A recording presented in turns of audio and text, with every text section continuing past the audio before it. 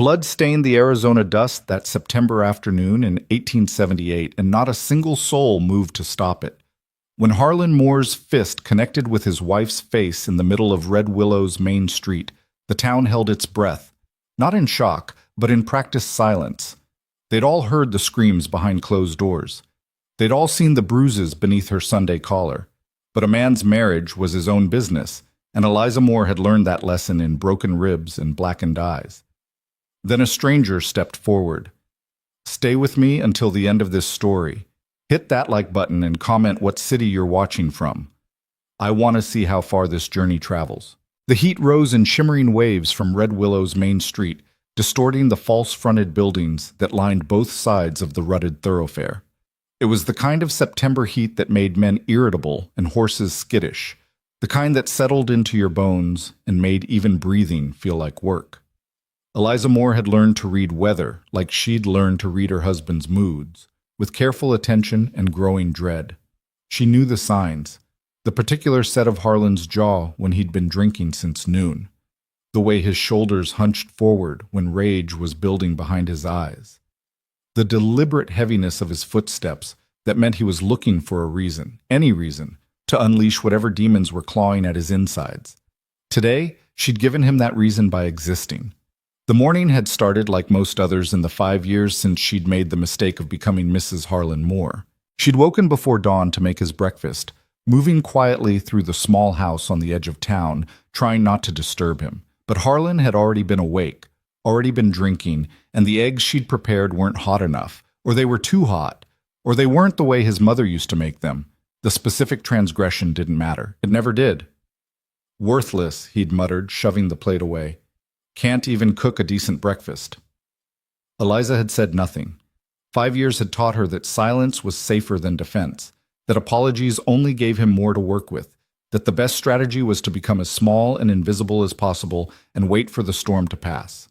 But today the storm followed her. She'd needed supplies from Henderson's general store: flour, sugar, thread for mending. The walk into town was usually her only respite, the only time she could breathe without wondering what mood would greet her when she returned. She'd nodded to Mrs. Patterson on the boardwalk, managed a thin smile for old Doc Crawford, moved through the world like a ghost trying desperately to appear human. Then she'd heard his voice behind her. "Eliza!" Her spine had gone rigid. She'd turned slowly, hoping she'd imagined it, knowing she hadn't. Harlan was weaving down the center of the street, his shirt untucked, his hat missing, his face flushed with whiskey and something darker. "Harlan," she kept her voice steady, neutral. "I'm just getting supplies.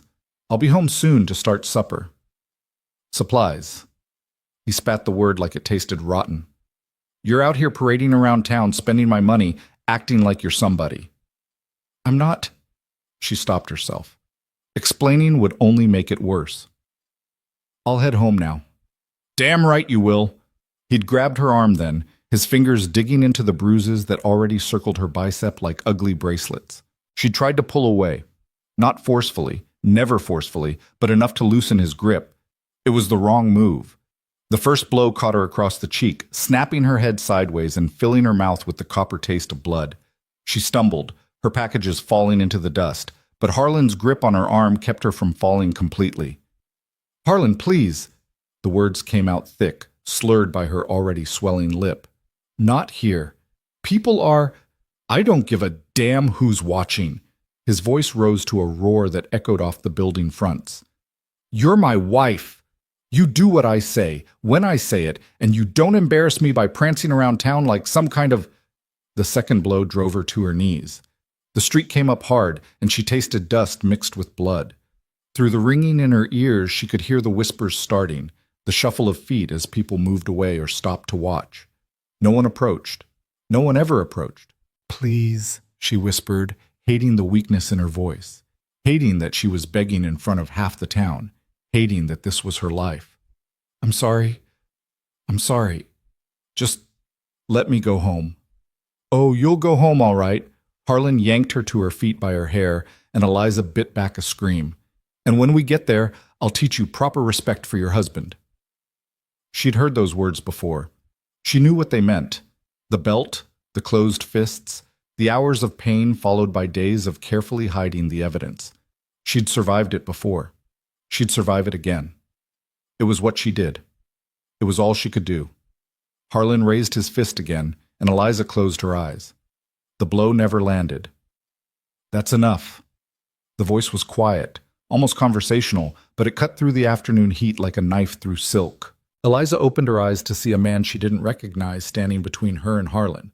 Not a large man, though he stood nearly 6 feet, wearing dusty trail clothes and a hat pulled low against the sun.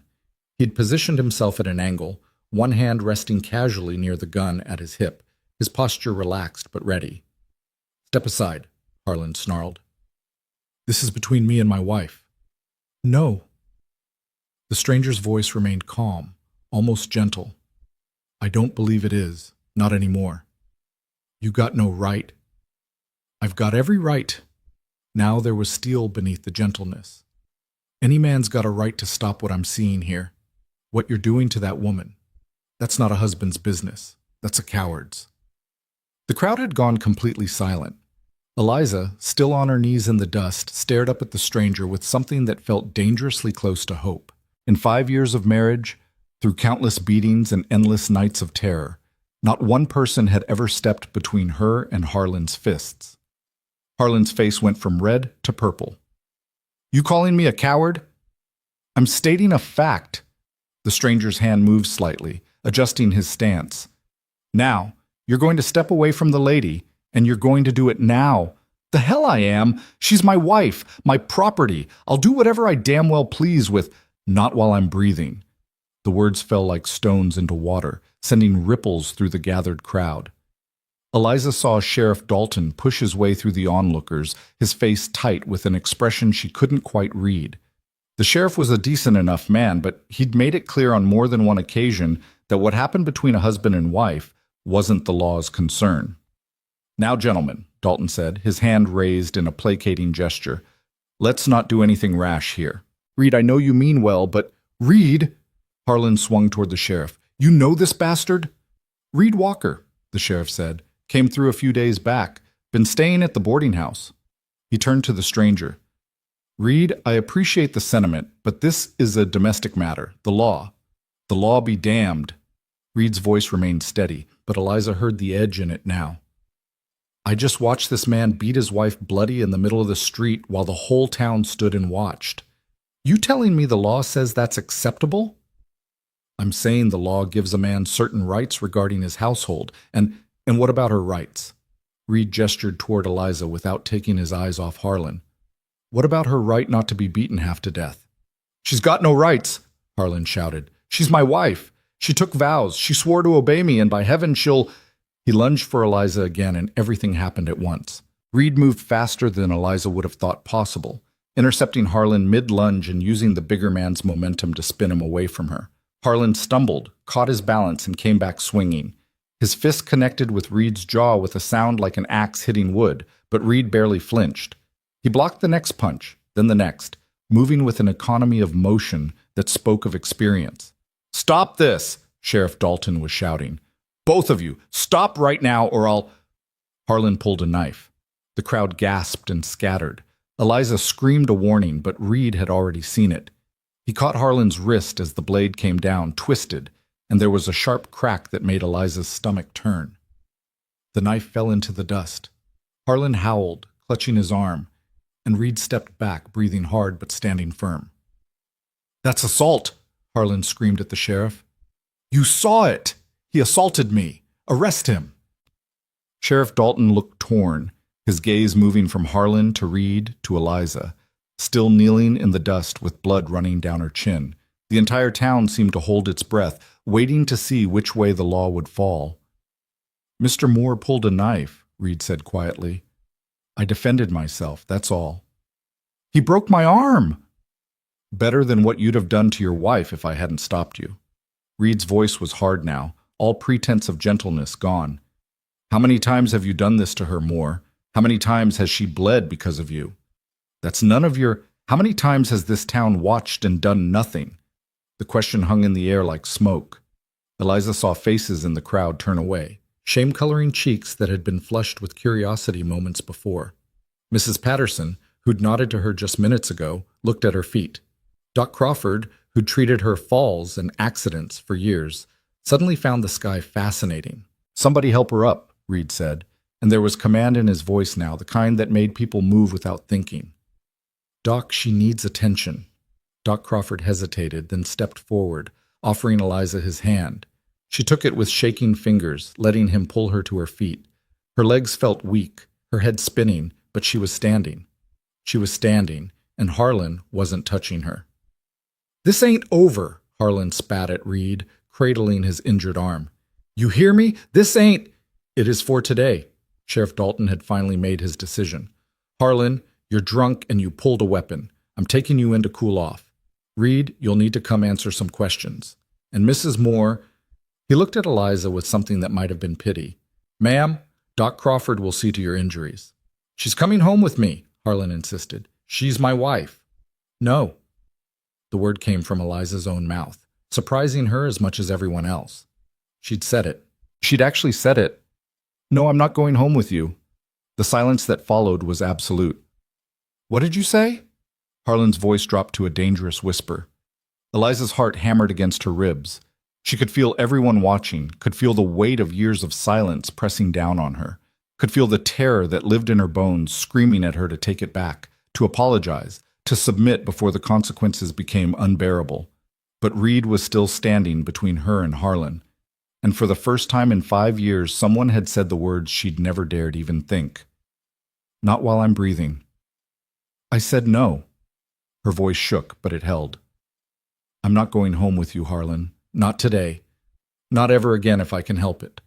Harlan's face contorted with rage. "You can't—" "Sheriff," Eliza said, turning to Dalton, "my sister lives above the mercantile. I'd like to go there, please." Sheriff Dalton looked uncomfortable, but after a long moment, he nodded. "All right, Mrs. Moore, that seems reasonable. Harlan, you're coming with me. We'll sort this out when you're sober." "You can't do this," Harlan was shouting again as Dalton took his good arm. "She's my wife! My wife! You can't just let her—" "I can, and I am," Dalton said firmly. "Now come on before I add disturbing the peace to the charges." As the sheriff led Harlan away, still shouting threats and curses, Eliza found herself swaying on her feet. Doc Crawford steadied her with a gentle hand on her elbow. "Come on, Mrs. Moore," he said quietly. "Let's get you cleaned up." But before she could move, Reed stepped closer. Up close, she could see that his jaw was already swelling where Harlan had hit him, could see the steady resolve in his gray eyes, could see something in his expression that she hadn't seen directed at her in longer than she could remember. Respect. "Ma'am," he said, touching the brim of his hat, "you all right?" It was such a simple question, asked with such genuine concern, that Eliza felt something crack inside her chest. Tears burned behind her eyes, but she blinked them back. She'd cried enough. She'd bled enough. She'd been enough of a victim for one day. "I don't know," she answered honestly, "but I think I might be. Eventually." A small smile tugged at the corner of Reed's mouth. "Yes, ma'am. I believe you will be." "Thank you." The words felt inadequate for what he'd done, for what he'd risked. "Thank you for... No thanks needed." He glanced toward where the sheriff was still struggling to control Harlan.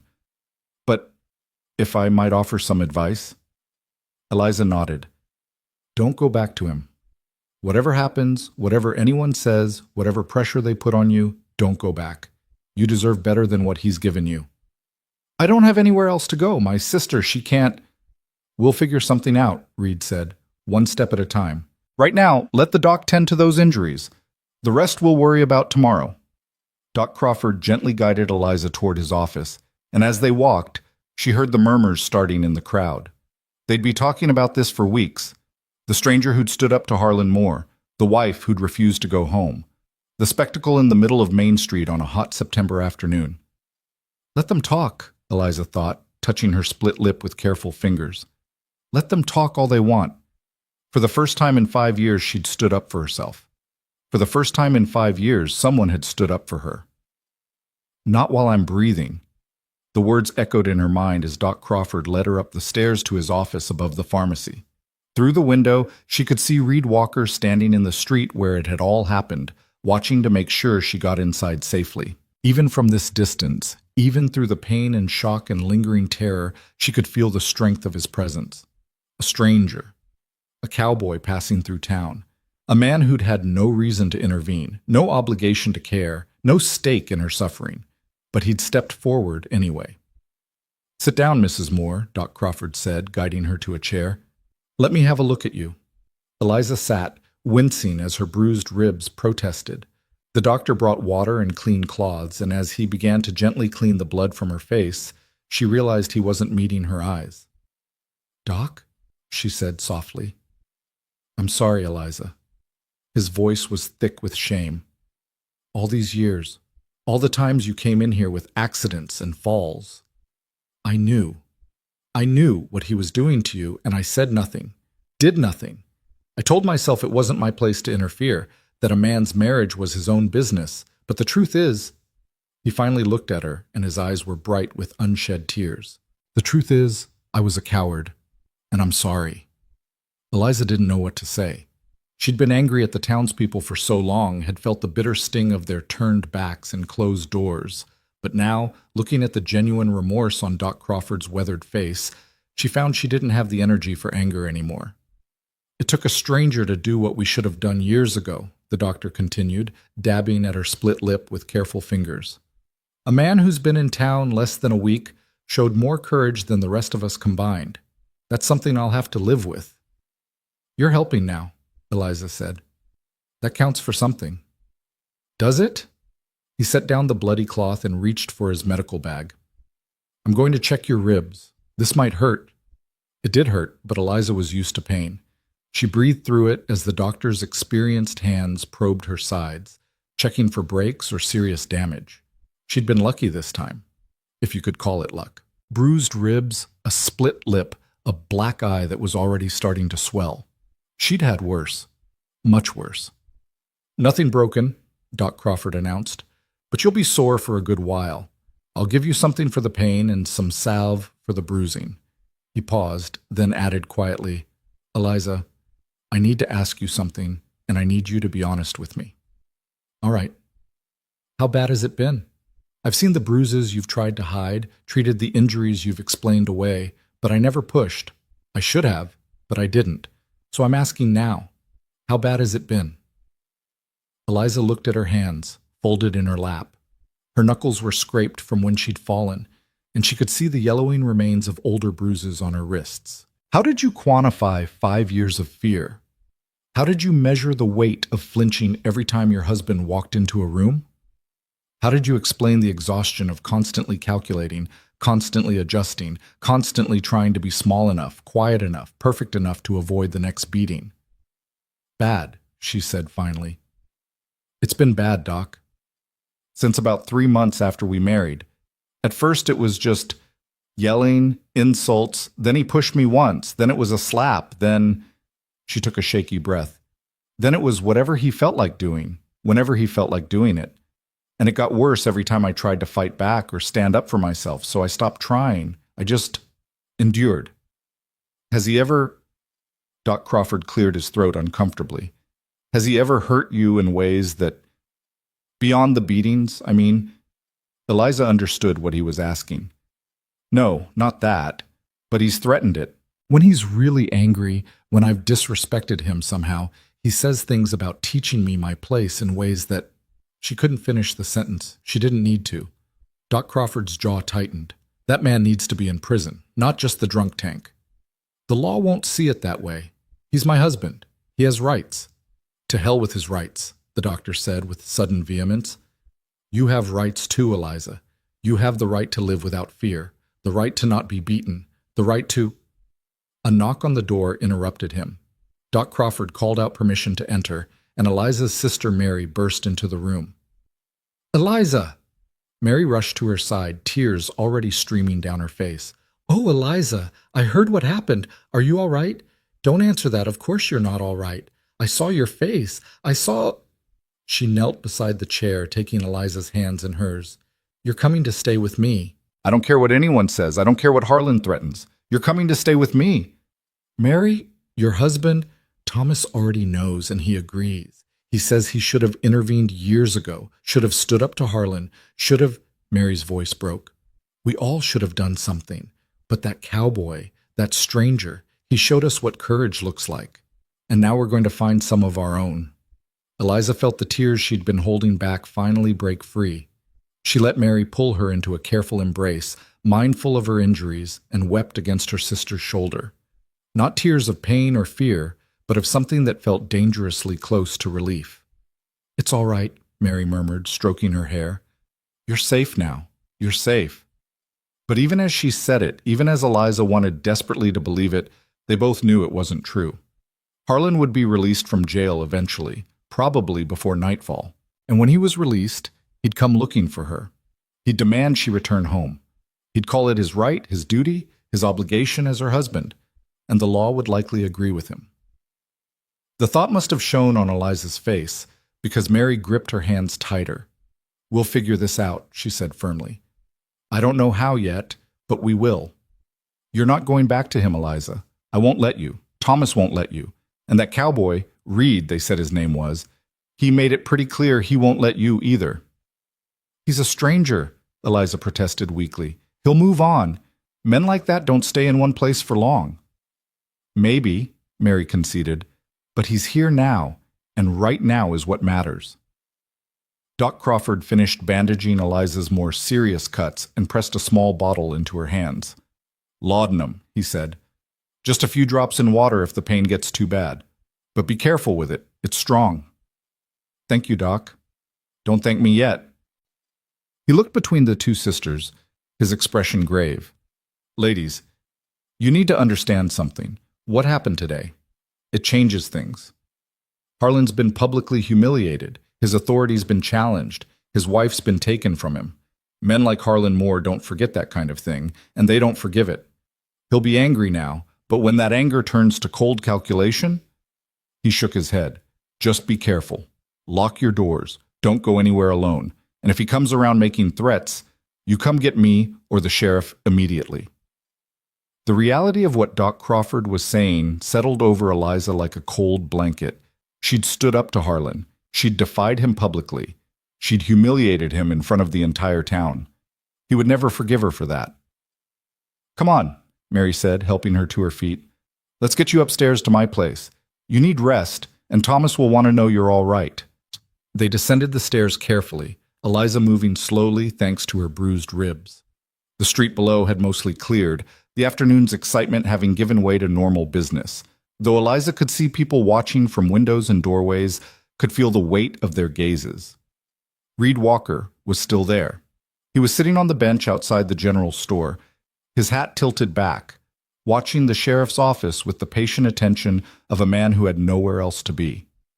When he saw Eliza and Mary emerge from Doc Crawford's office, he stood, touching his hat in greeting. Mrs. Moore, he said. Ma'am. This last was directed at Mary. Mr. Walker, Mary said. I'm Mary Henderson, Eliza's sister. I wanted to thank you for what you did today. That took real courage. Reed shrugged. Just did what needed doing. Most men wouldn't have, Mary said pointedly. Most men haven't, for 5 years. Then most men should be ashamed of themselves. Reed's gaze shifted to Eliza. How are you feeling, ma'am? Sore, Eliza admitted, but better, safer. Thanks to you. Don't thank me yet, he said, echoing Doc Crawford's words. Your husband's still in the sheriff's office, but Dalton won't be able to hold him much longer. Few hours at most. Once he's released... I know, Eliza said quietly. He'll come looking for me. Which is why I'm going to be nearby, Reed said. I've got a room at Mrs. Patterson's boarding house, but I'll make sure to keep an eye on the mercantile. Anyone tries to cause trouble, they'll have to go through me first. Mary looked like she wanted to argue, probably to say that he didn't need to put himself at risk for strangers, but Eliza spoke first. Why? She asked. Why are you doing this? You don't know me. You don't owe me anything. You could have walked away, could have minded your own business like everyone else did. So why? Reed was quiet for a long moment, his eyes distant. When he finally spoke, his voice was soft. I had a sister once, Martha. She married a man who seemed decent enough at first, but after the wedding, he paused, his jaw working. He hit her, beat her, made her life hell, and I was too young, too far away, too wrapped up in my own concerns to see what was happening until it was too late. What happened to her? Eliza asked, though part of her didn't want to know the answer. She died, Reed said flatly. Official cause was a fall down the stairs, but we all knew the truth. Her husband killed her, and he got away with it because the law said what happened between a man and his wife was their own business. His eyes focused on Eliza again, and she saw old pain there, old rage kept carefully contained. So when I saw your husband hitting you in the street, saw you bleeding in the dust while people just watched, I couldn't walk away. Won't walk away. Not this time. Eliza felt tears prick her eyes again. I'm sorry about your sister. So am I. Reed's expression softened slightly. But maybe I can make sure another man's sister doesn't end up the same way. Maybe I can make sure you get the chance Martha never had, the chance to live free and safe. That's a generous thought, Mr. Walker, Mary said, but Eliza's situation is complicated. The law's wrong, Reed interrupted. And sometimes, when the law's wrong, people have to do what's right regardless. He looked at Eliza. I'm not saying I have all the answers, ma'am. I'm not saying this will be easy.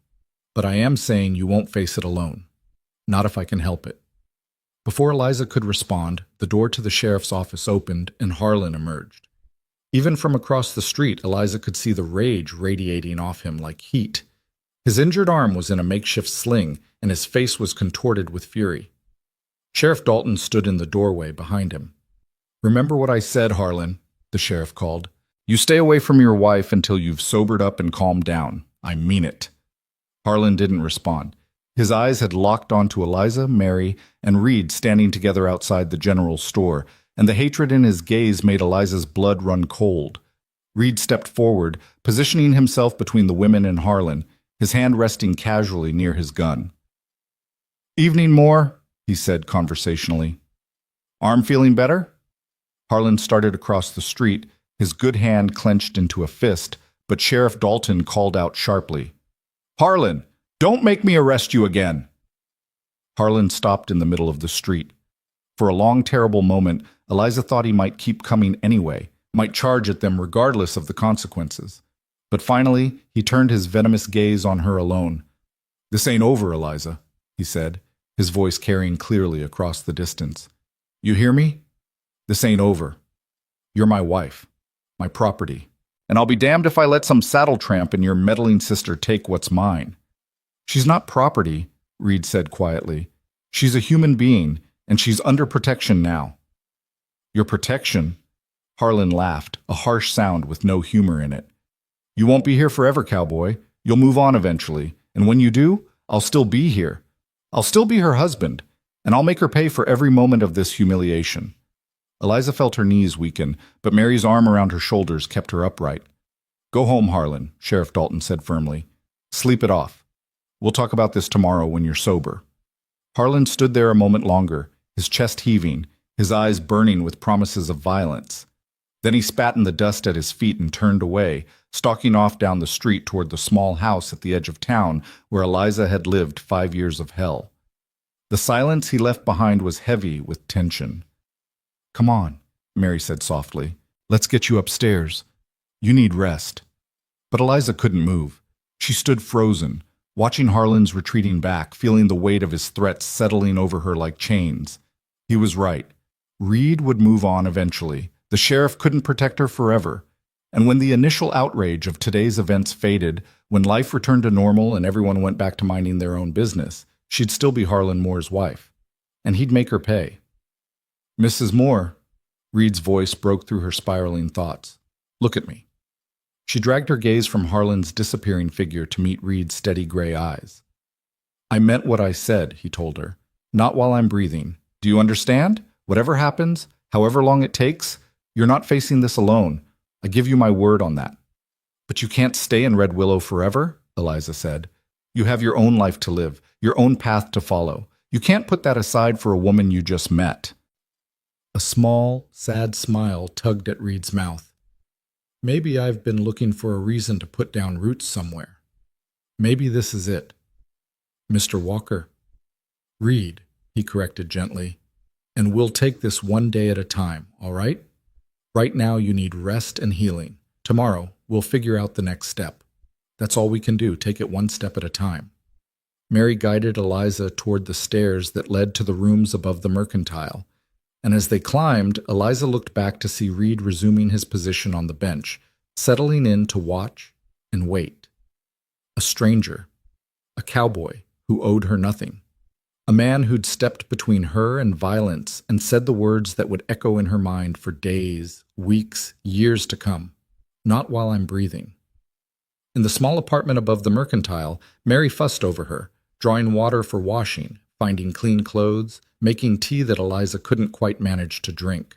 Thomas Henderson came home from working in the store below, took one look at Eliza's battered face, and had to turn away to compose himself. I should have done something, he muttered. All this time, I should have. You're helping now, Eliza said, the same words she'd said to Doc Crawford. That's what matters.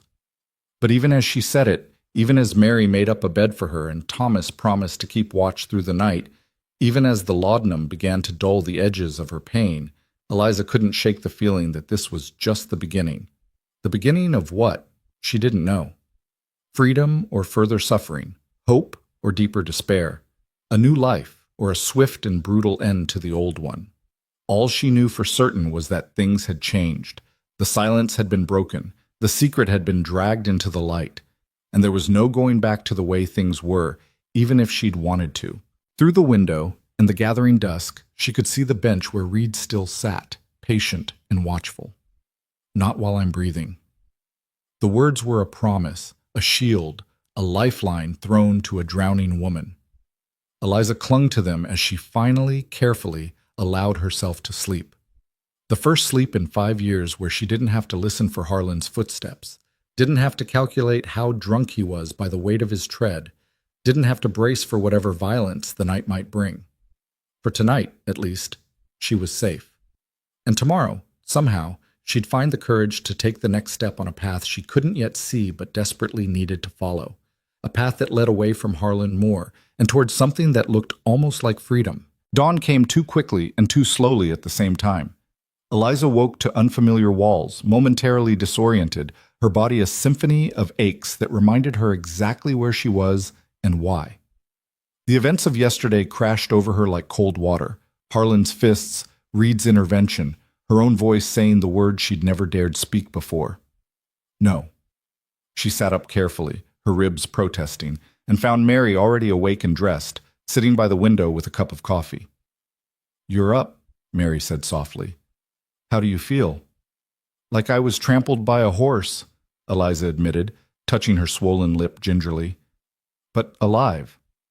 That cowboy's still down there, Mary said, nodding toward the window. He spent the whole night on that bench. Thomas brought him coffee and breakfast around dawn, tried to convince him to get some sleep, but he just thanked him and stayed put. Eliza moved to the window, peering down at the street below. Reed was indeed still there, looking rumpled and tired but alert, his eyes scanning the street with methodical attention. As if sensing her gaze, he looked up, caught sight of her in the window, and touched the brim of his hat in greeting. He's going to make himself sick, Eliza murmured. He's keeping his word, Mary corrected. There's a difference. She set down her coffee and turned to face her sister fully. Eliza, we need to talk about what happens next. You can stay here as long as you need, you know that. But Harlan's going to come back. He's going to demand you return home. And when he does, we need to have a plan. What kind of plan? I'm his wife, Mary. The law says I belong to him. He can drag me home by my hair if he wants, and the sheriff won't stop him. Maybe the law says that, Mary said firmly, but the law isn't always right. And after what happened yesterday, after the whole town saw what he did to you in broad daylight, maybe people won't be so quick to look the other way anymore. You have more faith in people than I do. Maybe. But I have faith in you. Mary crossed the room and took Eliza's hands. You said no yesterday. You stood up for yourself. That took more courage than anything I've ever seen. Don't give up that courage now. A knock on the door made them both jump. Thomas's voice came through the wood, careful and concerned. Eliza, Mary, Sheriff Dalton's downstairs. He'd like to speak with you both. Eliza's heart sank. This was it. The sheriff had come to tell her she had to go home, had to honor her marriage vows, had to submit to her husband's authority like a good Christian woman. But Mary squeezed her hands.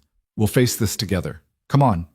They descended the stairs to find Sheriff Dalton waiting in the mercantile, his hat in his hands, looking uncomfortable. Reed had come inside as well, standing near the door with his arms crossed, watching the lawman with undisguised suspicion. Mrs. Moore, Dalton began, then cleared his throat. I wanted to check on you this morning, see how you're healing. I'm fine, Sheriff, Eliza said, though her battered face told a different story. Good. That's good. He shifted his weight from foot to foot. I also wanted to talk to you about yesterday, about what happened. You mean about my husband beating me in the street?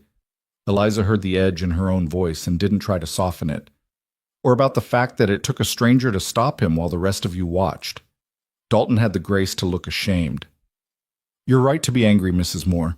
What happened yesterday, it shouldn't have happened. And the fact that it took an outsider to intervene when the rest of us have known about your situation for years, he shook his head. There's no excuse for it. So what are you going to do about it? Reed asked quietly from his position by the door. I've been thinking about that all night, Dalton admitted. The law is pretty clear on domestic matters. What happens between a husband and wife is generally considered their own business. But what Harlan did yesterday, he did it in public. He disturbed the peace. He pulled a weapon. That gives me some grounds to keep him in line. Some grounds, Reed repeated flatly, but not enough to actually protect her. I can't arrest a man for disciplining his own wife, Dalton said, and Eliza heard the frustration in his voice. Even if I wanted to, even if I think the law's wrong on this, my hands are tied. But, he paused, seeming to gather his thoughts. But I can make it clear to Harlan that if he causes any more public disturbances, if he threatens anyone, if he shows up here trying to force Mrs. Moore to return home against her will, I'll throw him in a cell and keep him there as long as I legally can. That's something, I suppose, Mary said. But what about when he comes for her privately? What about when he shows up in the middle of the night or catches her alone somewhere? That's why I'm here, Reed said. His voice was calm, but there was steel beneath it. I already told Mrs. Moore. She's under my protection now. Anyone wants to get to her, they go through me first. Mr. Walker, I appreciate your intentions, Dalton said carefully, but you can't appoint yourself someone's personal guardian. That's not how the law works. Then maybe the law needs to work better, Reed replied, because from where I'm standing, the law's done a pretty poor job of protecting Mrs. Moore so far. The sheriff opened his mouth to argue, then closed it again. After a moment, he turned back to Eliza. Mrs. Moore, I need to ask you something, and I need you to be honest. Yesterday, in front of witnesses, you said your husband has been beating you for years. Is that true? Eliza met his gaze steadily. Yes. How often? Often enough that I stopped counting. Sometimes once a week, sometimes every day for a month. It depended on his mood, how much he'd been drinking, whether I'd done something to displease him, which I always had, according to him. And you never reported it? The question stung, even though Eliza knew he hadn't meant it as an accusation. I tried, Sheriff. Once, about a year after we married, do you remember? I came to your office with a black eye and a broken finger, and I told you Harlan had done it. Dalton's face darkened with the memory. I remember. And you told me that marriage was hard work, that all couples had disagreements, and that I should try to be a better wife. You sent me home to him. Eliza's voice remained steady, but she felt Mary's hand find hers, offering silent support. He beat me worse that night for embarrassing him. I never came back. I was wrong, Dalton said quietly. I know that doesn't change what happened, doesn't undo the years you suffered, but I was wrong, and I'm sorry. The apology hung in the air, unexpected and insufficient all at once. Eliza didn't know what to do with it, how to accept it or reject it, how to make it mean something when sorry couldn't turn back time or erase scars. Sheriff, Thomas spoke up from behind the counter, what exactly are you proposing here? Because if you're suggesting that Eliza should go back to Harlan with a promise that you'll keep a closer eye on things, that's not good enough. That's not nearly good enough. I'm not suggesting that at all, Dalton said. In fact, I'm suggesting the opposite. Mrs. Moore, do you want to go back to your husband? No, Eliza said without hesitation. I never want to see him again. Then don't. Dalton settled his hat back on his head. You stay here with your sister. If Harlan shows up making trouble, you send for me immediately. If he threatens you, you document it. And when the circuit judge comes through next month, you file for divorce. The word dropped like a stone into still water. Divorce. It was scandalous, nearly unthinkable, something that would brand her as fallen, as shameful, as a woman who'd failed in her most basic duty. But it was also the word that meant freedom. On what grounds? Mary asked. The judge won't grant a divorce just because Harlan's been rough with her. Most judges think a man has the right to discipline his wife. Maybe most judges, Dalton agreed, but Judge Harrison's lost 2 daughters, one to childbirth and one to a husband who drank himself mean. He's got no tolerance for men who abuse their wives. If Mrs. Moore can provide evidence of extreme cruelty, documented injuries, witness testimony. He looked at Doc Crawford, who'd just entered the mercantile. Doc, you've treated Mrs. Moore's injuries over the years. Would you be willing to testify to what you've seen? Doc Crawford didn't hesitate. Yes, I've kept records. Every time she came in with an injury, I wrote it down. The date, the nature of the wound, her explanations. I knew those explanations were lies, knew she was protecting him, but I documented everything anyway. Figured someday it might matter. It matters now, Dalton said. And if we can get other witnesses, people who've heard the fights, seen the bruises, witnessed yesterday's attack, we might have enough to convince Judge Harrison to grant the divorce. Might, Reed repeated. That's a lot of risk to take on might. It's better than nothing, Eliza said quietly. All eyes turned to her. It's better than going back to him. It's better than spending the rest of my life waiting for the next beating, the next threat, the next time he decides I need to be taught a lesson. If there's even a chance I could be free of him legally, I have to take it. Then that's what we'll do, Mary said firmly. We'll gather evidence, get witnesses, build a case that even the most conservative judge can't ignore. In the meantime, Dalton said, Mrs. Moore stays here, out of Harlan's reach. And I'll make it clear to him that if he tries anything at all, I'll make his life extremely difficult. What about his reaction? Reed asked. A man like Moore, publicly humiliated, his wife leaving him, facing potential divorce, he's not going to take that lying down. He's going to lash out, probably violently. That's why you're here, isn't it? Dalton said. And there was something almost like respect in his voice. To make sure that when he lashes out, he doesn't reach Mrs. Moore. Reed nodded. That's exactly why I'm here. Then I'd say we have ourselves an understanding. Dalton turned to leave, then paused at the door. Mrs. Moore, I know I don't have the right to ask this after failing you for so long, but I'm asking anyway. Trust me one more time. Let me try to make this right. Eliza studied the sheriff's face, seeing genuine remorse there, genuine determination to do better. Trust was a hard thing to give when it had been broken so many times before, but sometimes you had to choose to trust anyway, had to believe that people could change, could grow, could find courage they hadn't shown before. All right, Sheriff, she said. One more chance. After Dalton left, the group stood in silence for a moment, each processing what had just been decided. Eliza felt simultaneously lighter and heavier than before.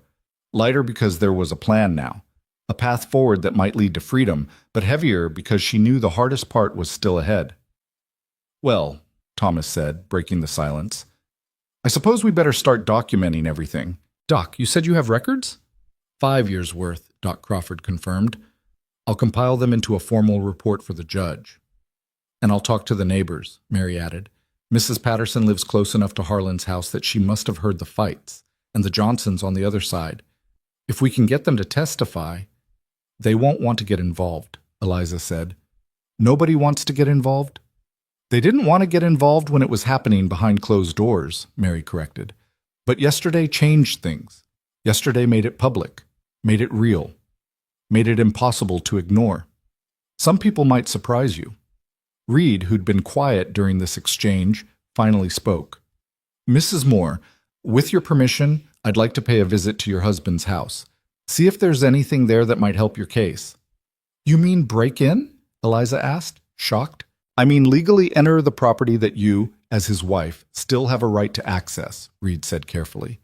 If you were to give me permission to retrieve some of your personal belongings, clothes perhaps, or other items you might need, and I happened to notice evidence of violence while I was there, well, that would just be observant of me. That's dangerous, Thomas protested. If Harlan catches you there, he won't, Reed said with quiet confidence. He's a bully and a drunk, but he's not stupid. Right now he's probably nursing his wounded pride and his broken arm at the saloon. He won't go home until late, and by then I'll be long gone. What exactly are you looking for? Eliza asked. Anything that shows a pattern of violence, broken furniture, blood stains, holes punched in walls, anything that tells the story of what you've lived through. Reed's expression was grim. A man like your husband, he doesn't just beat his wife in the street one day out of nowhere. There's a history there, and history leaves evidence. Eliza thought about the house she'd called home for 5 years, about the careful way she'd learned to move through it, avoiding the loose floorboard that creaked, the doorway where Harlan liked to corner her, the bedroom where so many beatings had occurred. She thought about the broken chair she'd never been able to replace, the dent in the wall where he'd thrown her, the blood stain on the bedroom floor she'd tried and failed to scrub away. There's evidence, she said quietly. More than enough. Then I'll find it, Reed said, and I'll bring it back, along with any personal items you want. My grandmother's ring, Eliza said immediately. It's in a small wooden box in the bedroom, hidden under the loose floorboard near the window. And my mother's Bible, it's on the shelf in the sitting room. Those are the only things that matter to me. Everything else can burn. Reed nodded. I'll get them. Anything else? Just... Eliza hesitated, then continued. Just be careful. Harlan keeps a shotgun above the door and a pistol in the desk drawer. And if he does come home early, don't try to fight him. Just leave. Those things aren't worth your life. I appreciate the concern, ma'am, Reed said with a slight smile. But I've handled worse than Harlan Moore. I'll be fine. After Reed left, Eliza found herself pacing the small apartment, unable to settle. Mary tried to distract her with tea and conversation, but every sound from the street below made her jump. Every shadow at the window made her heart race. He'll be all right, Mary said for the 3rd time. Reed strikes me as a man who knows how to take care of himself. I know, it's just... Eliza wrapped her arms around herself. He's doing all of this for me, risking himself for me, and I don't understand why. He told you why. His sister. I know what he said, but it seems like such a heavy burden to carry, such a debt to try to pay. Eliza moved to the window, looking down at the street where Reed had kept watch all night. What if he gets hurt because of me? What if Harlan... Stop, Mary said firmly. Stop borrowing tomorrow's troubles. Reed made his choice with open eyes. He knows the risks, and he's taking them anyway. The best thing you can do is honor that choice by using the opportunity he's giving you. Build your case. Fight for your freedom. Live. Live. Such a simple word, such a basic thing, and yet Eliza realized she hadn't truly lived in 5 years. She'd survived, endured, existed, but living was something else entirely. Living meant making choices, taking risks, hoping for better things. Living meant believing you deserved better things. Did she believe that? After 5 years of being told she was worthless, stupid, ugly, a burden, a disappointment, did she still believe she deserved anything better than what Harlan had given her? She wanted to. She wanted to so badly it hurt worse than her bruised ribs. An hour passed, then 2. Eliza wore a path in the carpet with her pacing until Mary finally insisted she sit down and eat something. The food tasted like ash in her mouth, but she forced it down, knowing she needed strength for what was coming. When Reed finally returned, the sun was past its zenith, and Eliza had nearly worn herself sick with worry. He came through the mercantile door carrying a small bundle of belongings and wearing an expression that made Eliza's stomach clench. "Did you find it?" she asked. "The ring and the Bible?" "I found them," Reed said, handing her the bundle. "They're safe." Eliza unwrapped the cloth to find her grandmother's ring, a simple gold band that had been worn smooth by decades of wear, and her mother's Bible, its leather cover soft with age. Tears pricked her eyes as she held these pieces of her past, These connections to women who'd loved her before Harlan had taught her she was unlovable. "Thank you," she whispered. "There's more," Reed said quietly. He pulled a folded piece of paper from his pocket. "I made a list. Everything I saw in that house that tells the story of what you've lived through. Doc Crawford's going to want to see it."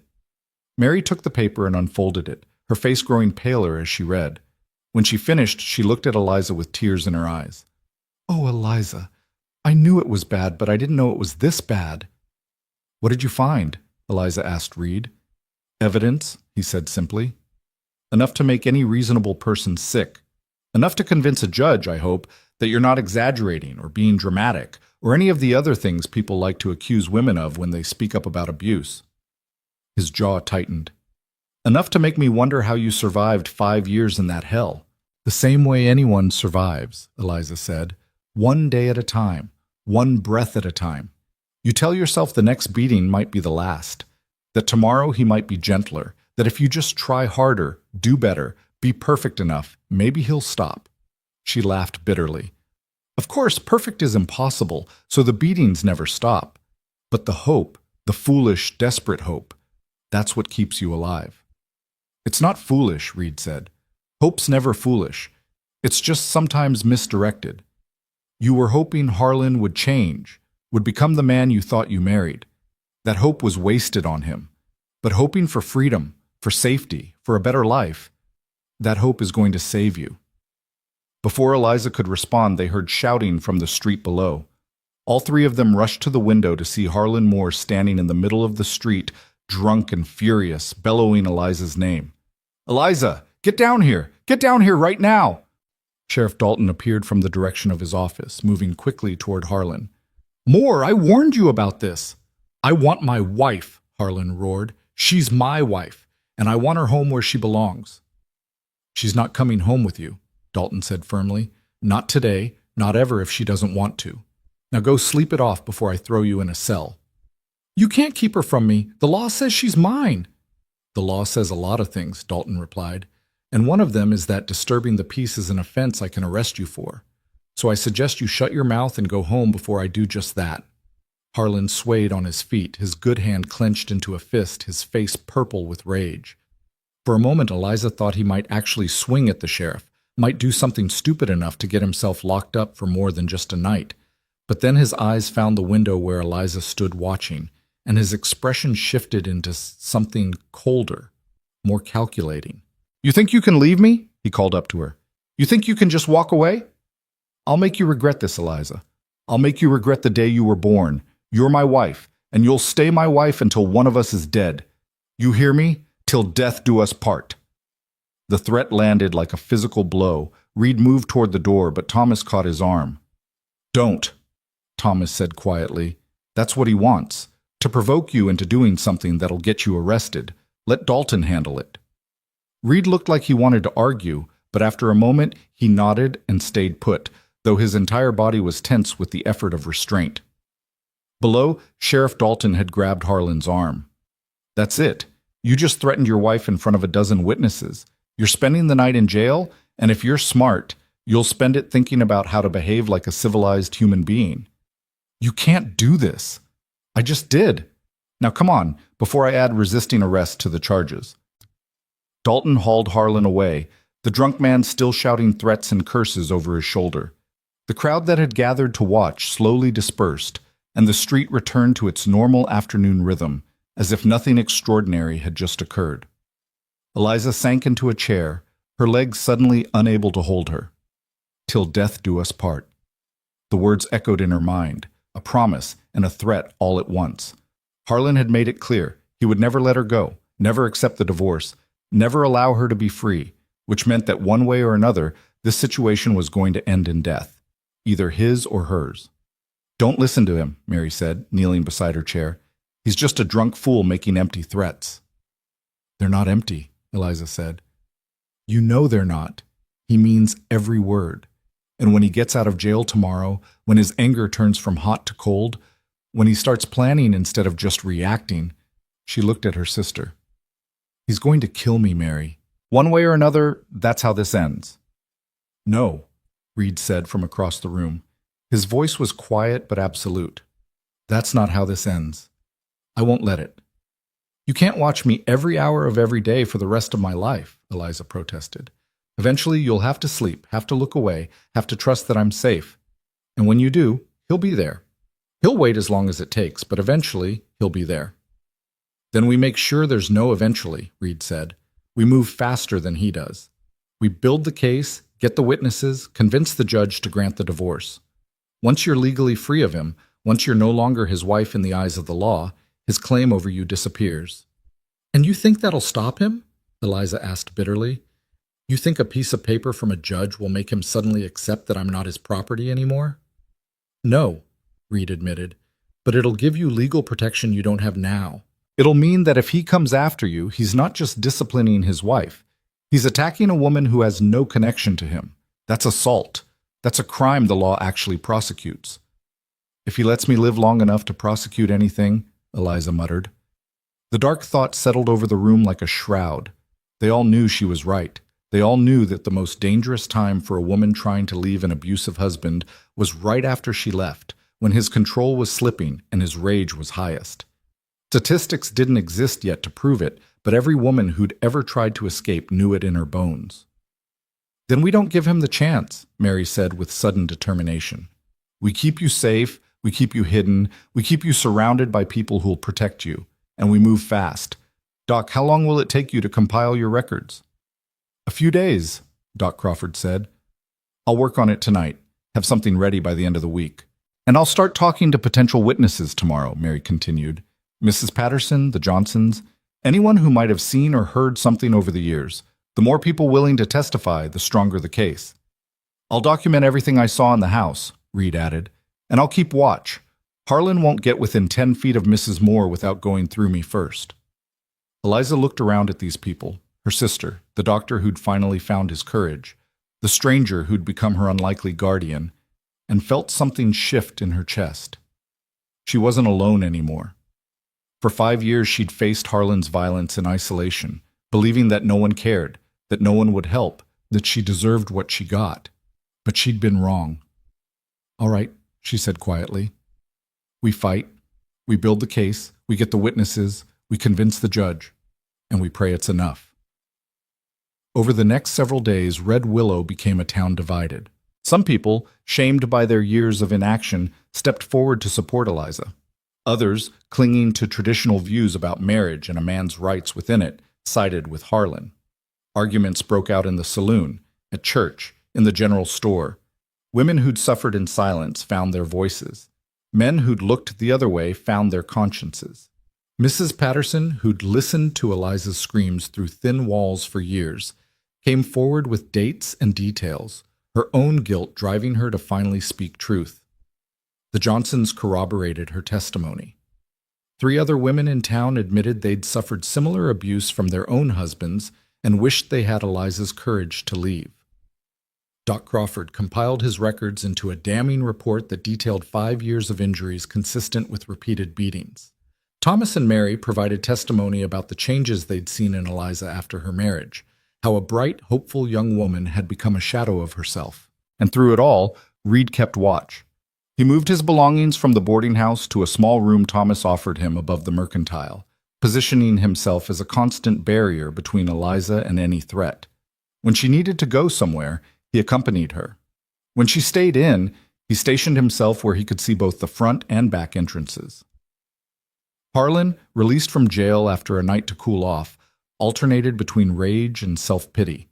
He drank more heavily than ever, ranting to anyone who'd listen about his ungrateful wife, the interfering cowboy, the changing world where a man couldn't even control his own household anymore. Some men sympathized with him. Others, seeing the evidence mounting against him, slowly withdrew their support.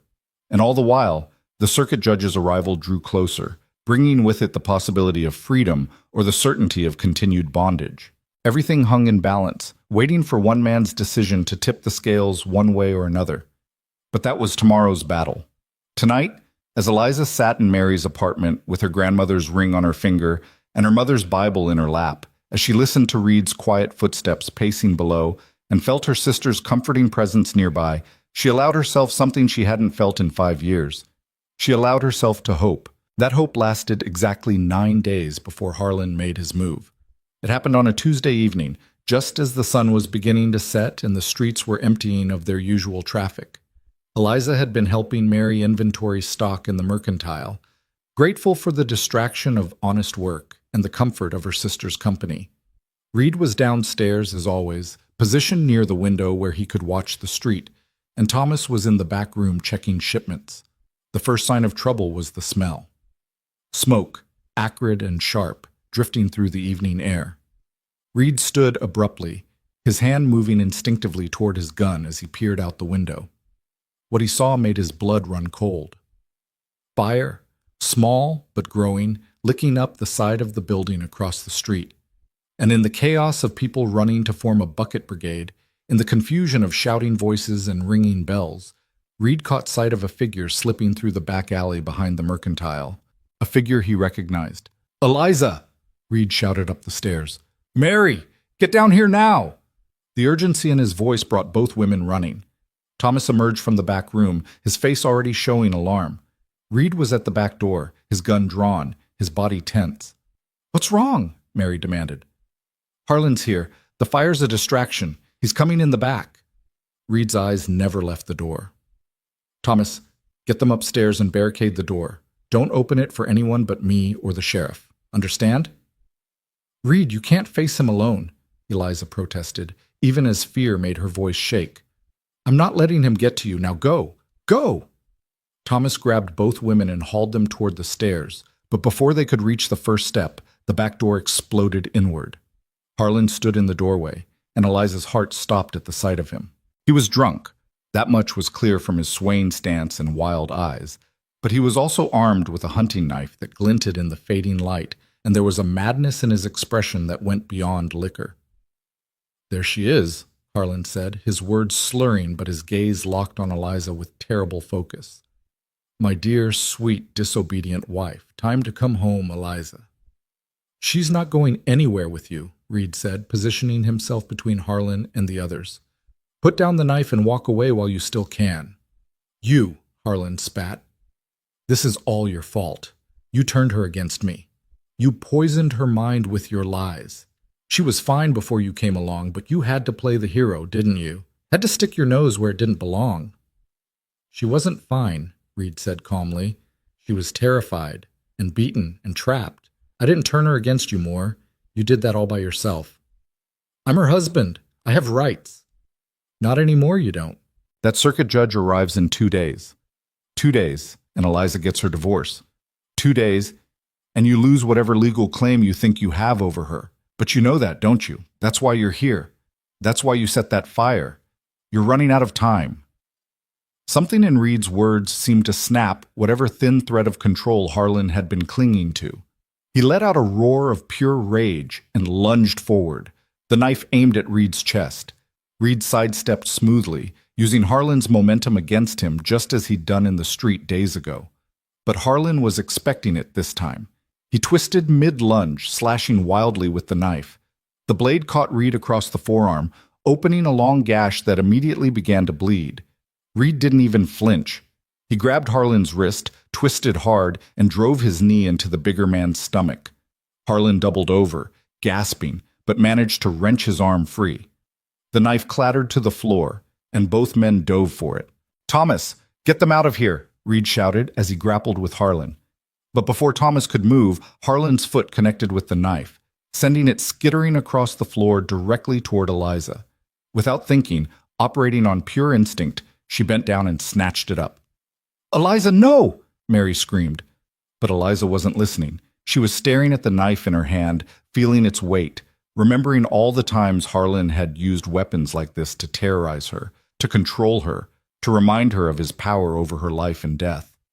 All the time she'd been helpless. All the time she'd had no choice but to endure. Not anymore. Harlan had managed to break free from Reed and was climbing to his feet, blood streaming from his nose where Reed had landed a solid punch. His eyes found Eliza holding the knife, and he laughed, a horrible sound that held no humor. "You going to stab me, Eliza? You going to kill your own husband?" He took a step toward her, swaying dangerously. "You don't have the spine for it. You're weak. You've always been weak. That's why you need to come home with me so I can take care of you, make you strong, teach you. Teach me what? Eliza's voice came out steady and cold. How to hide bruises. How to lie about injuries. How to make myself so small and quiet that maybe, just maybe, you won't notice me enough to hit me. She raised the knife, pointing it at him. I learned those lessons already, Harlan. You were a very thorough teacher. Eliza, Reed said carefully, slowly getting to his feet while keeping himself between her and Harlan. Give me the knife. You don't need to do this. He's right, Harlan sneered. You don't have it in you. You're too much of a coward. That's why you need me. That's why you'll always need... I don't need you. The words burst from Eliza like a dam breaking. I have never needed you. You're a drunk and a bully and a coward who can only feel like a man by beating someone smaller and weaker than yourself. And I'm done. Do you hear me? I'm done being afraid of you. I'm done letting you control my life. I'm done. For just a moment, she saw fear flicker across Harlan's face. Real fear, the kind she'd lived with for 5 years. And in that moment, she understood something profound. He had always been afraid. Afraid he wasn't good enough, wasn't strong enough, wasn't man enough. And he tried to hide that fear by making her afraid instead, by making himself feel powerful through her powerlessness. But she wasn't powerless anymore.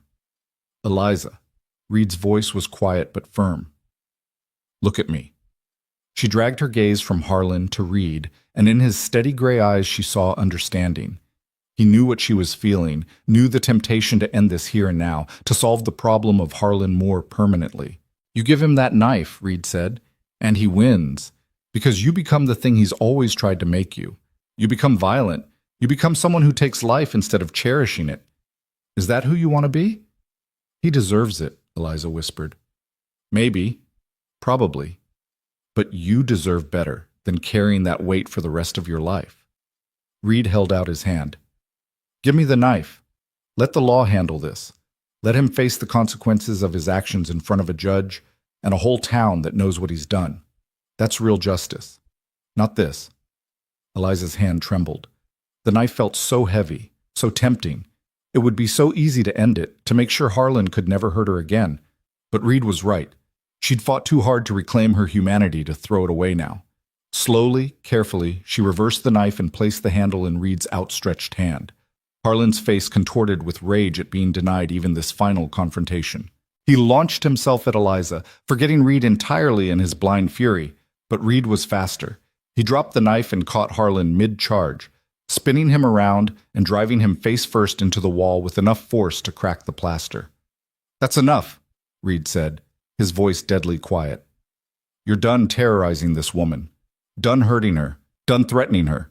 As of right now, your reign of terror is over. Harlan struggled, but Reed's grip was iron. Blood from Reed's wounded arm dripped onto the floor, mixing with the blood from Harlan's nose, but he didn't release his hold. Thomas, Reed said, go get Sheriff Dalton. Tell him Harlan Moore broke into the mercantile with a weapon and attempted to attack his wife. That's assault with a deadly weapon. That's breaking and entering. That's enough to keep him locked up until the judge arrives.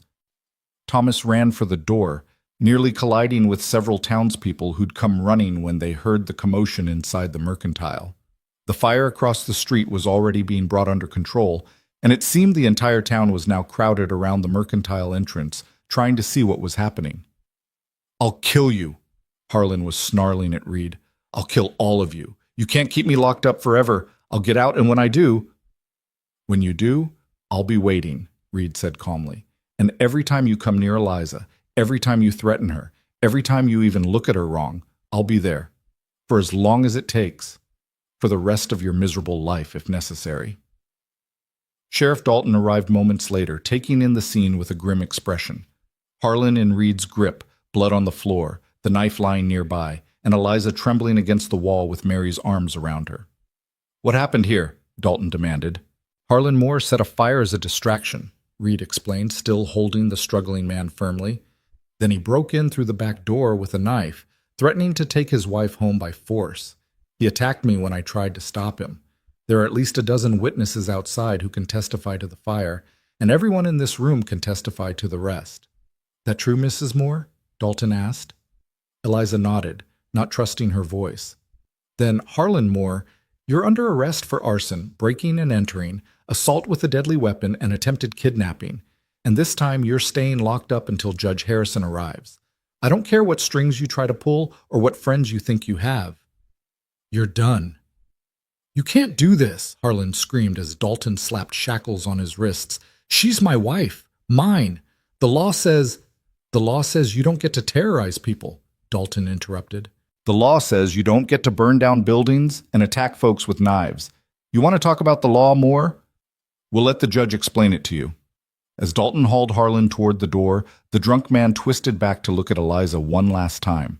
The hatred in his eyes was absolute, but beneath it, she could finally see what Reed had helped her understand. Fear. Harlan Moore was terrified. Terrified of losing control. Terrified of being exposed as weak. Terrified of facing consequences for the first time in his life. And that fear, Eliza realized, had never really been about her at all. She had just been convenient. She had been there. She had been vulnerable. She had been someone he could use to make himself feel powerful. But she wasn't that person anymore. The crowd parted as Dalton dragged Harlan through, and Eliza heard the murmurs starting. Some sympathetic to her, some shocked by the violence, some still clinging to the idea that a man had rights over his wife that superseded all other considerations. Let them murmur, Eliza thought. Let them judge. She'd survived worse than gossip. Once Harlan was gone and the crowd began to disperse, Mary finally released Eliza and turned her attention to Reed. You're bleeding, she said, grabbing a clean cloth from behind the counter. Sit down and let me look at that arm. Reed allowed himself to be led to a chair, and as Mary began to clean and bandage the knife wound, Doc Crawford pushed his way through the remaining onlookers. I heard there was trouble, the doctor said. Anyone hurt besides Reed? Just my pride, Thomas muttered. I should have done more to help. You did exactly what you should have done, Reed said, wincing as Mary probed the wound. You protected the women. That's what mattered. This is going to need stitches, Mary announced. Doc? Crawford took over, threading a needle with practiced efficiency. As he worked, Eliza found herself sinking into a chair, her legs suddenly unable to hold her weight. The adrenaline that had carried her through the confrontation was draining away, leaving her shaking and cold. Here, Thomas said, wrapping a blanket around her shoulders. You're in shock. Just breathe. It's over now. Is it? Eliza asked. He said he'd kill us. When he gets out. If he gets out, Reed corrected, gritting his teeth as Doc Crawford pulled the first stitch tight. After what he did tonight, after the evidence we've compiled, after the witnesses who'll testify against him, Judge Harrison might just decide to keep him locked up for a good long while. And if he doesn't? Reed met her eyes steadily. Then we deal with it. Together? One day at a time, remember? One day at a time. It had become their shared mantra, the thing that kept Eliza moving forward when fear threatened to paralyze her. Just get through today. Worry about tomorrow when it comes. Don't let the weight of the future crush the present. The fire, Eliza said suddenly. The building across the street. Is everyone all right? Old Man Henderson's storage shed, Thomas reported. Nobody hurt and the fire's out. Didn't spread to the main building, thank heaven. But Harlan said it deliberately to draw people away from here. That's premeditated, calculated. The judge won't look kindly on that. Nothing Harlan did tonight will help his case, Doc Crawford agreed, tying off the last stitch. There. You'll have a scar, but the wound's clean. Keep it wrapped and dry for a few days and you'll be fine. Thank you, Doc, Reed said, flexing his fingers experimentally. The bandage was tight but not restrictive. Seems like I owe you for more than just medical care. That report you compiled, the testimony you're willing to give, it means something. It's the least I can do after years of doing nothing, Crawford said quietly. He turned to Eliza. And you, my dear, showed remarkable courage tonight. Facing down your husband like that, refusing to let fear control you, that took strength I'm not sure I could have mustered. I wanted to kill him, Eliza admitted, her voice barely above a whisper. When I had that knife in my hand, I wanted to end it, end him, make sure he could never hurt me again. But you didn't, Mary said firmly. You chose a better way. You chose to let justice work instead of taking vengeance. That's real strength. Was it? Eliza wasn't sure. Part of her still wondered if she'd made a mistake, if she should have ended the threat of Harlan more while she had the chance. But another part, the part that was slowly remembering who she'd been before 5 years of abuse, had tried to destroy her, knew that Reed had been right. She deserved better than to become what Harlan had tried to make her. Over the next 2 days, Red Willow talked of nothing but the confrontation at the Mercantile. The story grew with each retelling, gaining dramatic embellishments and losing factual details, until Eliza hardly recognized the event being described. In some versions, she'd fought Harlan off single-handedly. In others, Reed had nearly killed him. In still others, the fire had been a raging inferno that had threatened to consume the entire town. The truth was dramatic enough without embellishment, but Eliza supposed people needed to make sense of what they'd witnessed, needed to fit it into narratives that helped them understand a world where wives left husbands and strangers became heroes, and violence happened in broad daylight. Harlan remained locked in the jail, and this time Sheriff Dalton made it clear that no amount of pleading or bribery would change that fact. The charges were serious. The evidence was overwhelming, and the judge was due to arrive the next morning. That night, Eliza couldn't sleep. She sat by the window in Mary's apartment, watching the street below, wrapped in the same blanket Thomas had given her after the attack. Reed was down there somewhere in the darkness, keeping watch as he had every night. And knowing he was there should have been comforting. But all she could think about was tomorrow. Tomorrow, Judge Harrison would arrive. Tomorrow, her case would be heard. Tomorrow, she would stand before a representative of the law and ask to be released from the vows she'd made 5 years ago, ask to be granted a freedom that most people would say she had no right to claim. Tomorrow, her entire future would be decided by one man's judgment. "Can't sleep either?" Mary's voice came from the darkness behind her. Eliza shook her head. "Every time I close my eyes, I see him. I hear his threats. I feel his fists." She pulled the blanket tighter. "What if the judge says no, Mary? What if he decides that marriage vows are sacred regardless of what happens within them? What if he sends me back to Harlan?" "Then we run," Mary said simply. "We take you somewhere Harlan can't follow. California, maybe. Or north to Montana. Somewhere you can start over with a new name and a new life." "That's not freedom. That's just a different kind of prison." "Maybe. But it's better than the alternative." Mary sat down beside her sister, taking her hand. "Eliza, I need you to understand something. Whatever happens tomorrow, whatever that judge decides, you're not going back to Harlan. I won't allow it. Reed won't allow it. Thomas won't allow it. We'll break the law ourselves if we have to, but we won't let you go back to that house." The fierce protectiveness in Mary's voice made Eliza's throat tight with emotion. "You could get in trouble. Real trouble. Helping a wife escape her husband, that's—" "I don't care," Mary interrupted. "You're my sister, your family, and family protects family, no matter what the law says." They sat together in the darkness, hands clasped, drawing strength from each other as the night slowly gave way to dawn, and when the sun finally rose on the day that would determine Eliza's fate, she was as ready as she would ever be. Judge Harrison arrived on the noon stage, a tall man in his 60s with silver hair and eyes that missed nothing. Sheriff Dalton met him personally, and within an hour word had spread that the judge would hear Eliza's petition that very afternoon in the town hall. The building filled quickly, people cramming onto benches and standing along the walls, eager to witness what was already being called the most important legal proceeding Red Willow had ever seen. Eliza sat at the front with Reed on one side and Mary on the other, trying to ignore the weight of all those staring eyes. Judge Harrison took his seat behind a makeshift bench, arranged his papers with methodical care, and looked out over the assembled crowd with an expression that revealed nothing. "This court is now in session," he announced, his voice carrying easily through the packed room. "We're here today to hear a petition for divorce filed by Mrs. Eliza Moore against her husband, Mr. Harlan Moore, on the grounds of extreme cruelty. Mrs. Moore, you're represented by yourself, is that correct?" "Yes, Your Honor," Eliza said, standing on shaking legs. "And Mr. Moore is currently being held in the county jail on criminal charges?" "Yes, Your Honor," Sheriff Dalton confirmed. "Arson, assault with a deadly weapon, breaking and entering, and attempted kidnapping." "I see." Harrison made a note. "And these charges stem from events that occurred 2 days ago?" "That's correct, Your Honor." "Very well. Mrs. Moore, before we proceed with your petition, I need to understand the full scope of what we're dealing with here. Please tell me, in your own words, why you believe you're entitled to a divorce from your husband. This was it. The moment where everything hinged on her ability to speak truth, to make this stranger understand 5 years of horror condensed into a few minutes of testimony. Eliza took a deep breath and began. Your Honor, I married Harlan Moore 5 years ago. I thought I was marrying a good man, a kind man. For the first few months, he seemed to be exactly that, but then... She paused, gathering her courage.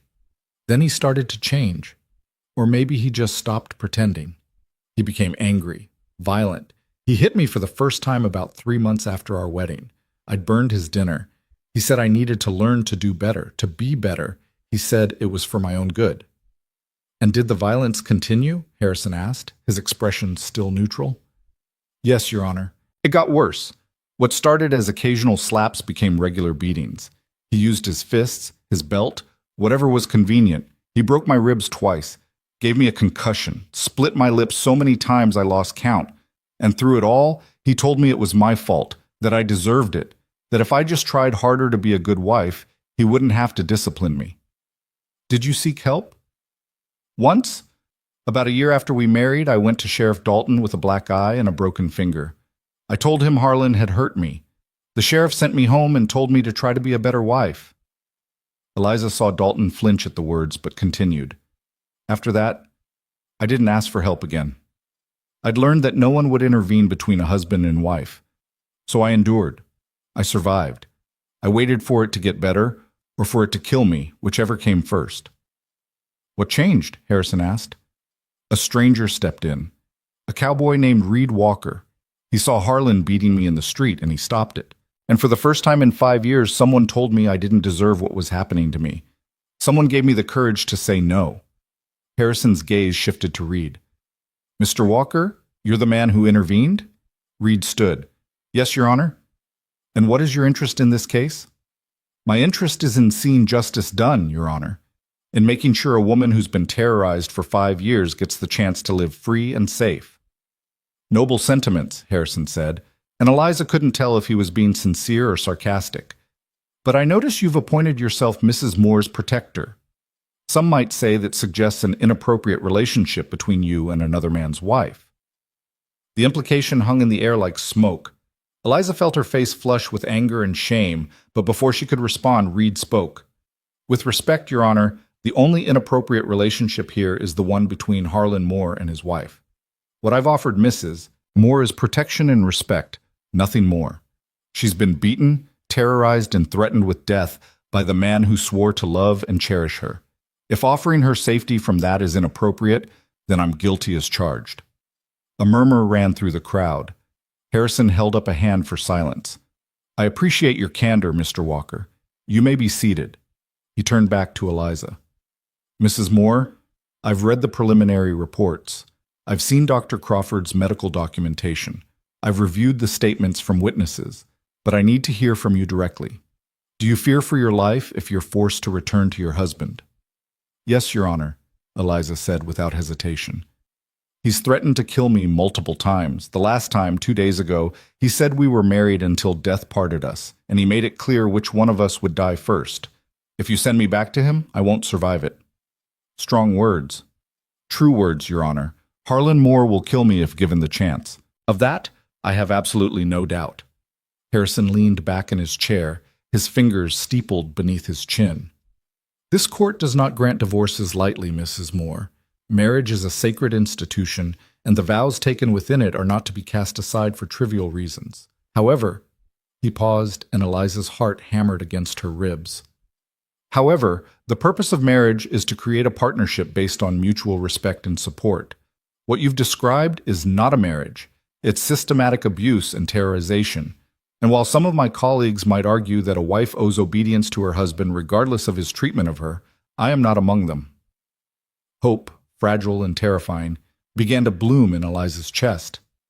Based on the evidence presented, Harrison continued, and based on your testimony here today, I am prepared to grant your petition for divorce on the grounds of extreme cruelty. However, before I make my final ruling, I want to give Mr. Moore an opportunity to respond to these charges.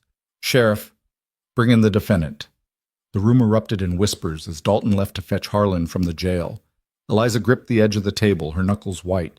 She'd known this moment would come, known she'd have to face him again, but that didn't make it any easier. When Harlan entered, flanked by the sheriff, and still in shackles, Eliza forced herself to look at him.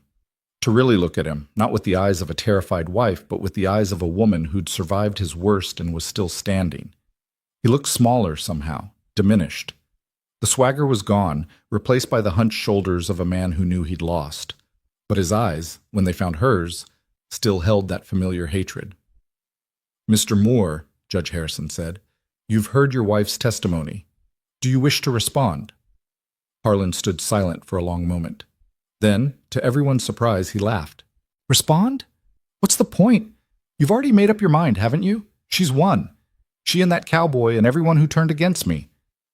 I could tell you my side, could explain how she drove me to it with her incompetence and her disobedience, could make you understand that I was only trying to make her into a proper wife.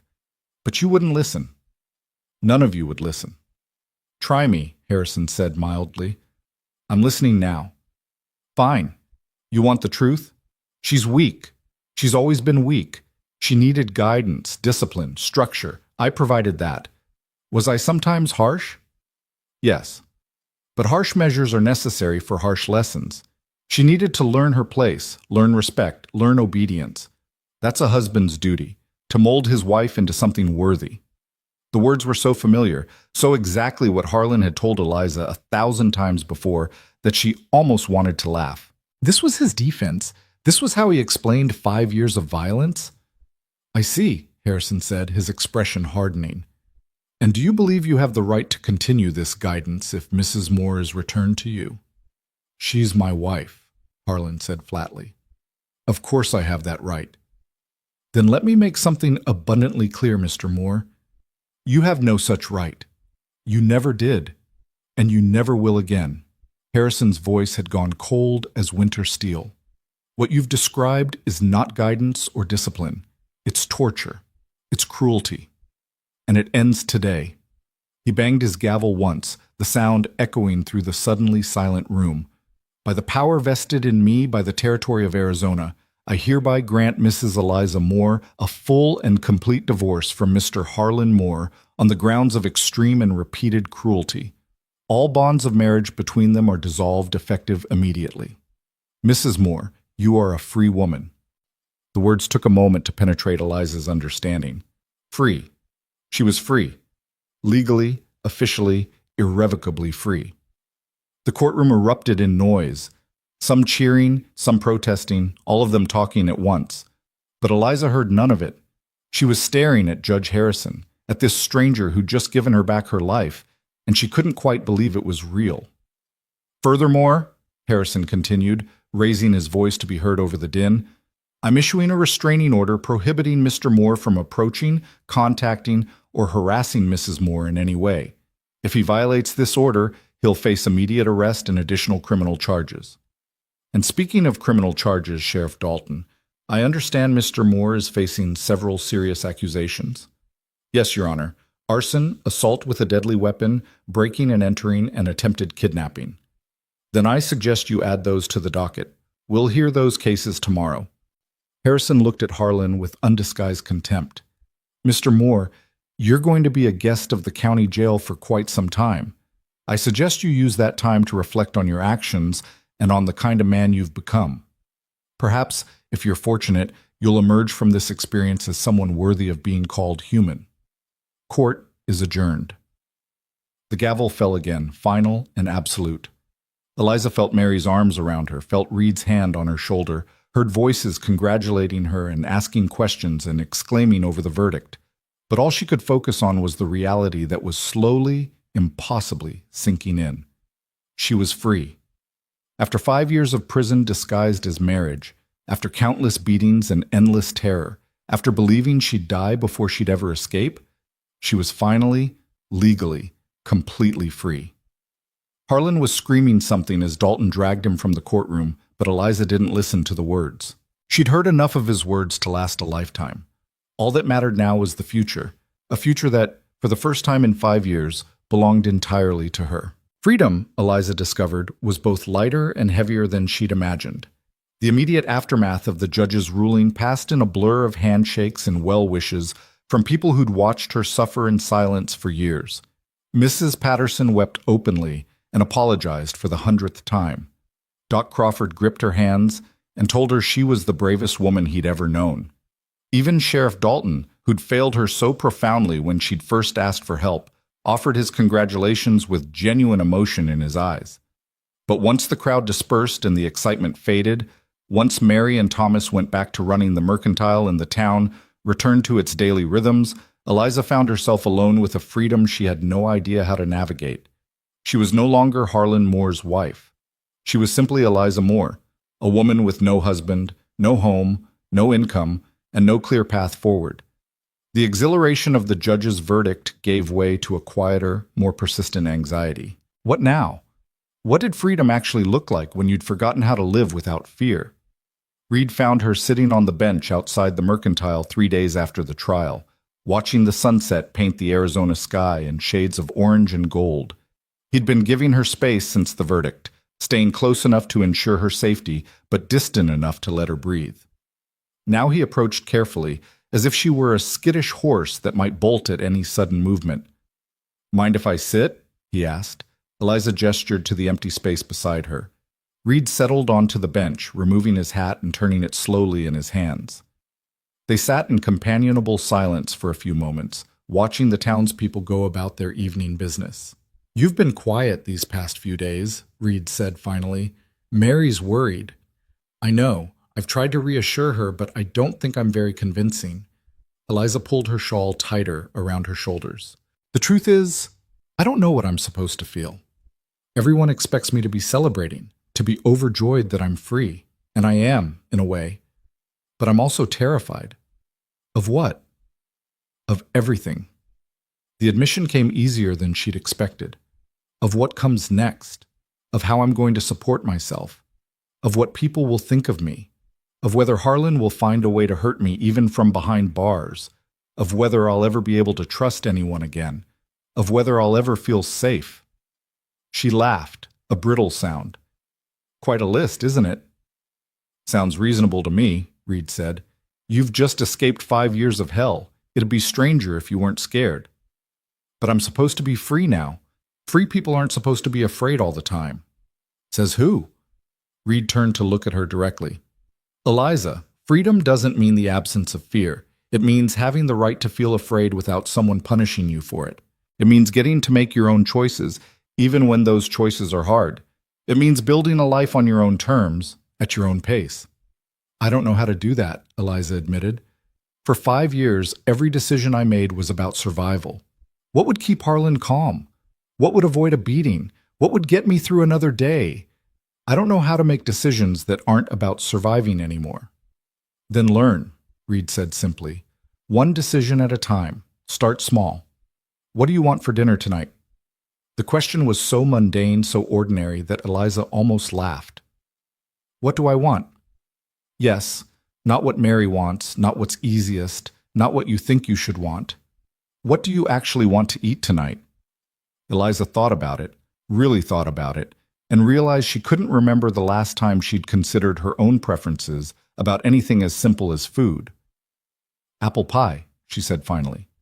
"I want apple pie, the kind my mother used to make, with cinnamon and a lattice crust." "Then let's go get the ingredients and make one," Reed said, standing and offering her his hand. "See? One decision made. That's how you start." They walked to the mercantile together, and as they gathered flour and apples and cinnamon, Eliza felt something shift inside her. It was small, this shift, barely noticeable, but it was there. A tiny spark of something that might, eventually, grow into the ability to live rather than just survive. Mary was delighted when Eliza announced her intention to bake a pie. And soon the kitchen above the mercantile was filled with the comforting scents of cinnamon and baking apples.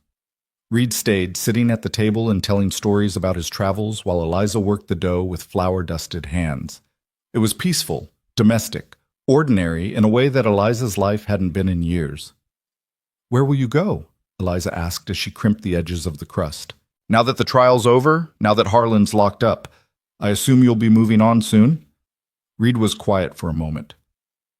I've been thinking about that. And? And I'm thinking maybe I've done enough moving for a while. Maybe it's time to put down roots somewhere. Eliza's hands stilled in their work. Here? In Red Willow? Why not? It's got a good climate, decent people, once you get past their tendency to mind their own business when they shouldn't. And it's got opportunities for a man who knows horses and ranching. Reed, you don't have to stay for me. You've done more than enough. You've given me my freedom. You don't owe me anything more. I know I don't owe you, Reed said, and there was something in his voice that made Eliza look up from the pie. But what if I want to stay? Not out of obligation, but because I choose to. Would that be all right? The question hung in the air between them, heavy with implications that Eliza wasn't sure she was ready to examine. Before she could formulate an answer, Mary bustled in with Thomas, and the moment passed. But later that night, as Eliza lay in bed eating a slice of the apple pie she'd made, she allowed herself to consider the possibility that Reed Walker might become a permanent fixture in her life. Not as a protector, not as an obligation, but as something else entirely. Something that looked almost like friendship, or maybe, eventually, something more. The thought was both thrilling and terrifying. The next week brought Harlan's criminal trial, and this time Eliza attended as a witness rather than a petitioner. Judge Harrison heard the evidence methodically, testimony about the fire, the break-in, the knife attack. Reed showed his still-healing arm. Thomas and Mary described the terror of that evening. Sheriff Dalton presented the physical evidence. Harlan's defense was minimal and ineffective. His lawyer, a nervous young man from Tucson, tried to argue that Harlan had been driven to extremes by his wife's abandonment, but Judge Harrison shut down that line of reasoning with a look that could have frozen water. A man's feelings, Harrison said coldly, no matter how hurt or angry, do not give him the right to commit arson or attempted murder. Mr. Moore made his choices. Now he'll face the consequences. The sentence was swift and severe. 5 years in territorial prison for arson, assault, and attempted kidnapping. 5 years during which Harlan Moore would be far away from Red Willow, far away from Eliza, unable to threaten or harm her. Eliza watched as they led him away in chains, and she waited to feel something. Relief, perhaps. Or vindication. Or even pity for a man whose own demons had destroyed him. But all she felt was a quiet, profound exhaustion. This chapter of her life was finally, truly over. With Harlan gone and the legal proceedings concluded, Eliza had to face the practical realities of her new life. She had no money of her own, no trade beyond the basic household skills that every woman learned. Mary and Thomas offered to let her stay as long as she needed, but Eliza was determined to find a way to support herself. I can't live on your charity forever, she told Mary one morning over breakfast. I need to find work. What kind of work? Mary asked. There aren't many opportunities for women in Red Willow. I can sew, Eliza said. I'm good at it. Mother taught me before she died, and I've kept up the skill even during... She couldn't quite bring herself to say during my marriage, so she just gestured vaguely. I could take in mending, alterations, maybe even make dresses if someone would give me a chance. Mrs. Patterson has been looking for someone to help with her sewing, Thomas offered. She's got more orders than she can handle by herself. I could introduce you if you'd like. Within a week, Eliza had her first paying work. Mrs. Patterson proved to be an excellent teacher, showing Eliza techniques she'd never learned and trusting her with increasingly complex projects. The work was hard and the pay modest, but it was hers. Money she'd earned through her own labor, not given to her by a husband or accepted as charity. The first time she held her week's wages in her hand, Eliza had to fight back tears. It wasn't much, a few dollars, but it represented something profound. Independence, self-sufficiency, the ability to take care of herself. What will you do with it? Reed asked when she showed him proudly. He'd taken to stopping by the Mercantile most evenings, ostensibly to check on her safety, but really, Eliza suspected, just for the company. Save most of it, Eliza said, but I think I'll buy myself something small, something I want rather than something I need. What's that? A book, Eliza said. I used to love reading before I married Harlan. He said it was a waste of time, that I should be doing useful work instead of filling my head with nonsense. I'd like to read again. Reed's expression softened. What kind of book? I don't know yet. Maybe I'll ask Mrs. Patterson what she'd recommend. Eliza folded the bills carefully and tucked them into her pocket. It seems silly, doesn't it? Using my first wages on something frivolous when I should be practical. It's not silly at all, Reed said. It's you claiming back a piece of yourself that Harlan tried to take. That's about as practical as it gets. The weeks turned into months, and slowly, carefully, Eliza began to rebuild her life.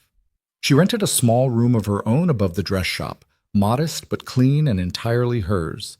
She built a clientele of regular customers who appreciated her skilled needlework. She saved her money religiously, building a security that meant no one could control her through financial dependence. And through it all, Reed stayed. He'd found work at a ranch outside town, breaking horses and managing livestock. The work suited him, and he was good at it. The ranch owner, a widower named Samuel Hayes, offered him a permanent position with the possibility of partnership if things worked out.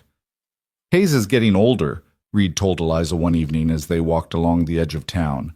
He's got no children, no one to leave the ranch to. He's hinted that if I stick around, prove myself reliable, he might be willing to sell me a share of the operation.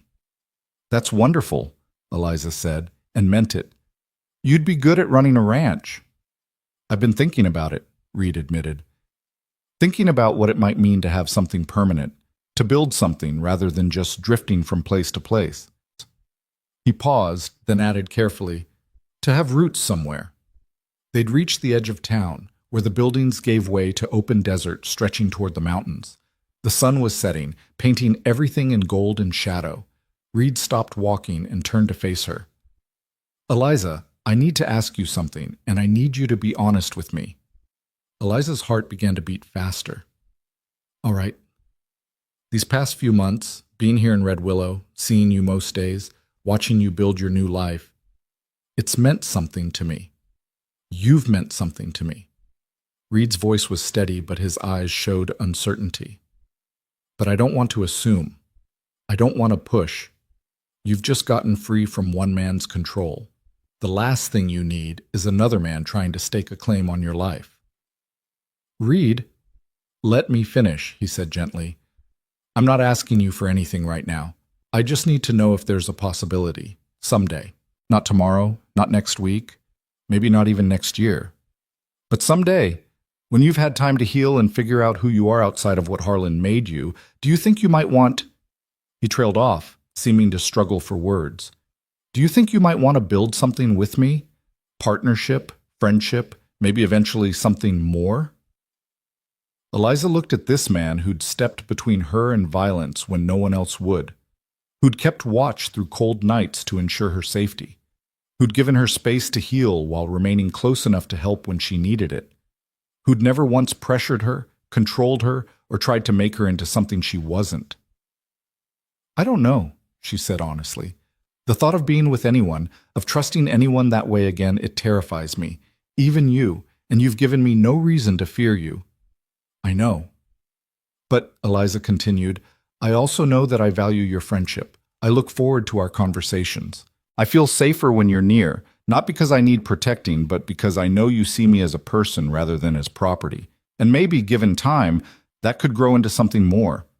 I can't promise anything, Reed. I'm still figuring out who I am, what I want, what kind of life I'm capable of building. But if you're willing to be patient, I've got nothing but time, Reed said, and his smile was warm and genuine. And Eliza, you don't owe me anything. Not gratitude, not affection, not anything beyond what you freely choose to give. I want you to understand that. Whatever happens between us or doesn't happen, it's your choice, always. The emphasis on those last words made Eliza's throat tight. Your choice, always.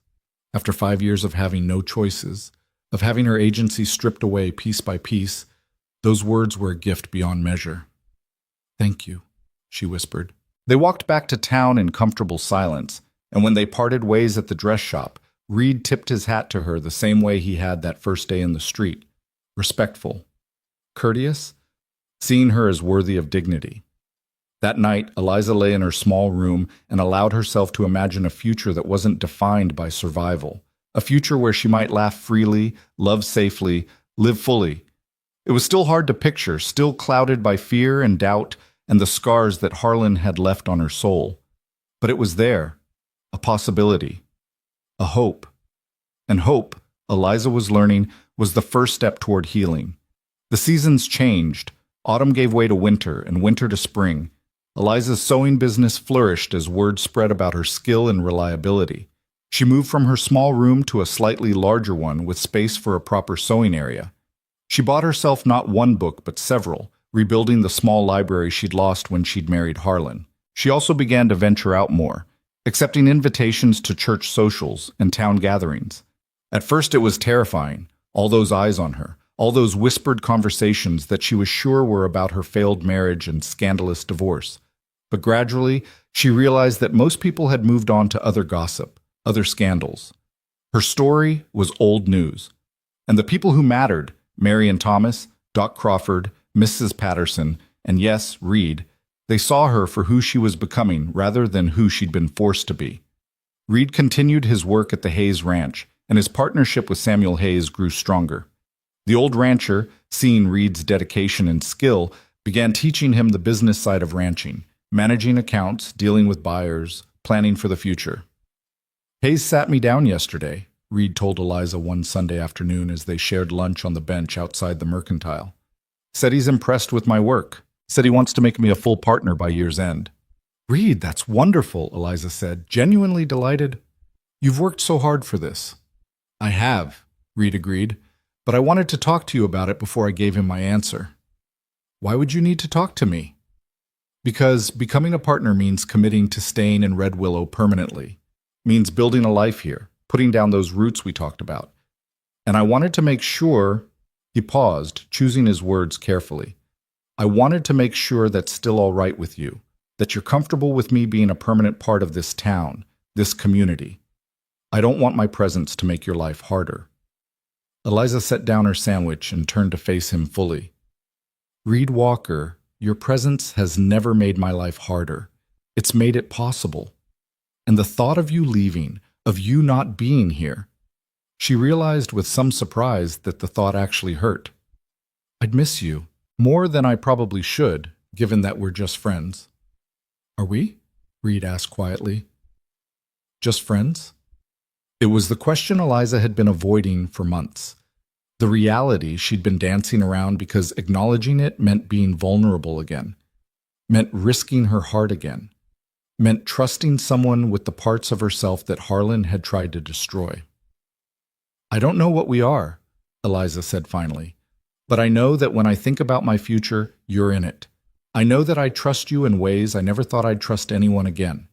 I know that your company brings me joy rather than fear. And I know that the idea of building something with you, whatever that something might be, doesn't terrify me the way it did 6 months ago. And now? Reed prompted gently. How does it make you feel now? Hopeful, Eliza admitted. Cautiously, carefully hopeful. Like maybe I'm ready to consider the possibility of more than just survival. Like maybe I deserve more than just safety. Like maybe I'm capable of something that looks like happiness. Reed's expression softened, and he reached out slowly, giving her plenty of time to pull away if she wanted, and took her hand in his. His grip was warm and gentle, nothing like Harlan's bruising holds, and Eliza didn't pull away. Then I'll tell Hayes yes, Reed said. I'll become his partner, build a life here, put down roots. And I'll continue to be here, in whatever capacity you want me. Friend, partner, or someday, if you're willing, something more. But only when you're ready.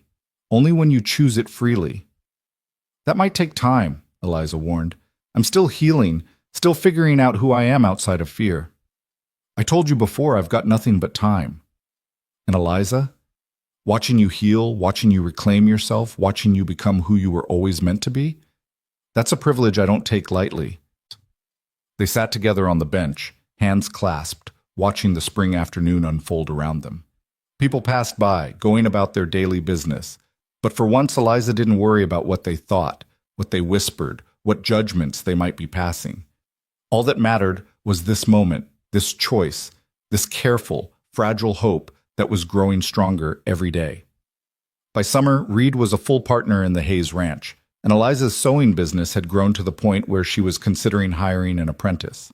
They continued to see each other regularly, their friendship deepening into something that felt like the foundation of something more substantial.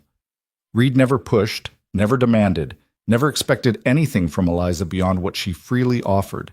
And slowly, day by day, Eliza found herself offering more. A smile came easier now, laughter felt less foreign. Touch, which had once been associated only with violence, was becoming something that could bring comfort. One evening in late July, as they walked along the edge of town in the cooling dusk, Reed stopped suddenly and turned to her. "Eliza, I need to tell you something." The serious tone in his voice made her tense instinctively, old fears rising to the surface. "What is it?" "Harlan's being released early. Good behavior, overcrowding at the prison. I don't know all the details. But Sheriff Dalton got word today. He'll be out in 3 weeks. The news hit Eliza like a physical blow. 3 years. Harlan had served only 3 years of his 5-year sentence, and now he was coming back. Coming back to Red Willow, coming back to the town where she'd built her new life. "He can't come near you," Reed said quickly. "The restraining order is still in effect. If he violates it, Dalton will arrest him immediately, and I'll be here. I won't let him hurt you again." But Eliza barely heard him. All she could think was that her past was coming back, that the monster she'd escaped was being let loose, that her hard-won peace was about to be shattered. "I can't do this again," she whispered. "I can't live in fear again. I won't." "Then don't," Reed said firmly. He took both her hands in his, gripping them tight. "Don't let him steal your peace. Don't let him take back what you've built. You're not the same woman you were 3 years ago, Eliza. You're stronger now, freer, and you're not alone." "But what if shot?" "No what ifs," Reed interrupted. "We deal with what is, not what might be. And what is that you're a free woman with a life you've built yourself, friends who support you, and a man who—" He paused, then continued with quiet intensity. "And a man who loves you and will stand between you and any threat, including Harlan Moore." Eliza's breath caught. "Reed, I know the timing's not ideal," he said. "I know you're scared, and this is probably the last thing you need to hear right now, but I need you to know I love you, Eliza, not because I feel obligated to protect you, not because I pity you, but because of who you are. Your strength, your resilience, your capacity to hope, even after everything you've been through. I love you. And whatever happens when Harlan gets out, we'll face it together." Eliza stared at him, her mind reeling. Love. Reed loved her. And the terrifying thing, the wonderful thing, was that she loved him too. She'd been falling in love with him slowly over these past months, too afraid to name it, too scarred to trust it, but it was there. It had been there for a long time. "I love you too," she whispered, and saying the words felt like stepping off a cliff, terrifying and exhilarating all at once. "I didn't think I'd ever be able to say that to anyone again, but I do. I love you." Reed pulled her into his arms, and for the first time in her life, Eliza understood what it meant to be held with tenderness rather than possession. She let herself sink into the embrace, let herself feel safe in someone's arms, let herself believe that maybe, just maybe, love didn't have to mean pain. "We'll get through this," Reed murmured against her hair. "Harlan's release, whatever he tries, whatever happens. We'll get through it together." And standing there in the gathering dark, wrapped in the arms of a man who saw her as an equal rather than as property, Eliza believed him. The 3 weeks before Harlan's release felt like holding your breath underwater, knowing you'd eventually have to surface but dreading that moment with every fiber of your being. Eliza tried to continue with her normal routine, tried to focus on her sewing and her customers and the life she'd built, but the knowledge that Harlan was coming back cast a shadow over everything. Reed moved into a room at the boarding house in town, closer to Eliza's shop, and Sheriff Dalton made it clear to everyone who'd listen that Harlan Moore would be watched closely the moment he set foot in Red Willow. The restraining order was reviewed and reinforced, and Dalton personally assured Eliza that any violation, no matter how small, would result in immediate arrest. But Eliza had lived with Harlan long enough to know that legal orders meant nothing to a man who believed the law had wronged him. He'd find a way around it. find a way to hurt her, find a way to reclaim what he believed was his. It was only a matter of time. The day of his release came and went, and Harlan didn't come to Red Willow. Days passed, then a week, then two, and still there was no sign of him. Sheriff Dalton sent inquiries to the prison and received confirmation that Harlan had indeed been released, had signed the papers acknowledging the restraining order, and had left the area. "Maybe he's learned his lesson," Mary suggested hopefully one evening as they closed up the shop. "Maybe 3 years in prison taught him that violence has consequences." "Or maybe he's planning something," Eliza countered, unable to shake the feeling of impending doom. "Harlan doesn't just give up. He never has." She was right to be wary. 6 weeks after his release, Harlan made his move, and it came from a direction no one had anticipated. Papers arrived from Tucson, delivered by a messenger, addressed to Eliza Moore. Inside was a lawsuit claiming that the divorce had been obtained under fraudulent circumstances, that Eliza had lied about the abuse, and that Harlan was seeking to have the divorce overturned and his rights as her husband reinstated. "He can't do this," Mary said, reading over Eliza's shoulder. "He was convicted of assault. There were witnesses, medical records. How can he claim the abuse was fabricated?" "Because he's desperate," Reed said grimly. "He'd come immediately when he heard about the papers. He knows he can't approach Eliza directly without violating the restraining order, so he's trying to use the legal system against her, force her back into his control through the courts instead of through violence." "Will it work?" Eliza asked, and she hated how small her voice sounded. "Can he actually overturn the divorce?" "Not if we fight back," Reed said. "We get a lawyer, we present the same evidence we presented 3 years ago, we make sure Judge Harrison understands what Harlan's trying to do." But hiring a lawyer required money that Eliza had been carefully saving for her future, money she'd planned to use to eventually buy her own shop. The thought of spending it all on legal fees, of watching her hard-earned independence drain away in court costs, made her feel sick. "I'll pay for it," Reed offered immediately. "Whatever it costs, I'll cover it." "No," Eliza said firmly. "I won't let you do that. This is my fight, my freedom, my future. I'll pay my own legal fees." "Eliza, I mean it, Reed. You've done enough, more than enough. But I need to do this myself. I need to prove that I can protect what's mine, that I'm not helpless, that I'm capable of fighting for myself." Reed looked like he wanted to argue, but after a moment he nodded. "All right, but I'll be there, every step of the way. And if you change your mind about accepting help, financial or otherwise, you tell me." The lawsuit dragged on for months, eating through Eliza's savings and her peace of mind in equal measure. Harlan's lawyer, a slick man from Tucson with more ambition than ethics, painted a picture of a manipulative wife who'd used false accusations to escape a loving marriage. He claimed that Eliza had been having an affair with Reed Walker, that she'd conspired with him to frame Harlan, that the entire divorce had been a scheme to free herself to be with her lover. The accusations were absurd, easily disproven, but they were also designed to shame Eliza, to make her relive the worst moments of her marriage in front of a courtroom full of strangers, to force her to defend not just the truth of the abuse, but her own character and morality. Judge Harrison, presiding over the case once again, listened to both sides with his characteristic stern patience. He reviewed the original evidence, heard new testimony from Eliza and Reed and the townspeople who'd witnessed Harlan's violence, and examined the medical records that Doc Crawford had meticulously maintained. "Mr. Moore," Harrison said at the conclusion of the hearing, his voice cold enough to freeze desert sand, "I presided over your criminal trial 3 years ago. I saw the evidence of what you did to your wife. I heard testimony from multiple witnesses who corroborated her accounts of systematic abuse. I sent you to prison not because I was deceived by a clever woman and her supposed lover, but because you committed serious crimes that warranted serious punishment." "Your Honor, if you'd just listen," Harlan's lawyer began.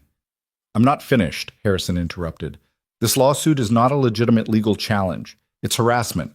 It's an attempt to use the court system to continue the abuse you inflicted on Mrs. Moore during your marriage. And I will not allow my courtroom to be used for such purposes." He banged his gavel with finality. "The divorce stands. Mrs. Moore remains a free woman, and Mr. Moore remains bound by the restraining order that prohibits him from approaching, contacting, or harassing her in any way. This includes filing frivolous lawsuits designed to intimidate or financially burden her. Should Mr. Moore attempt any similar legal action in the future, I will consider it contempt of court and will pursue sanctions accordingly. This case is dismissed." Eliza felt her knees weaken with relief. It was over. The lawsuit was dismissed, the divorce still valid, her freedom still intact. She'd won. But the victory felt hollow when she calculated the cost. Nearly all her savings were gone, spent on legal fees and court costs. The shop she'd dreamed of buying would have to wait another year, maybe longer. She'd have to start rebuilding her financial security from almost nothing. "You did it," Reed said as they left the courthouse. "You fought for yourself and you won." "I won," Eliza agreed, "but it cost me almost everything I'd saved, everything I'd worked for." "Not everything," Reed corrected gently. "You still have your freedom, your business, your future. Those are worth more than any amount of money." He was right, Eliza knew, but it still hurt to see years of careful saving disappear in a matter of months, to feel like she was starting over again just when she'd finally gotten ahead. Harlan left Red Willow after the lawsuit was dismissed, and this time he didn't come back.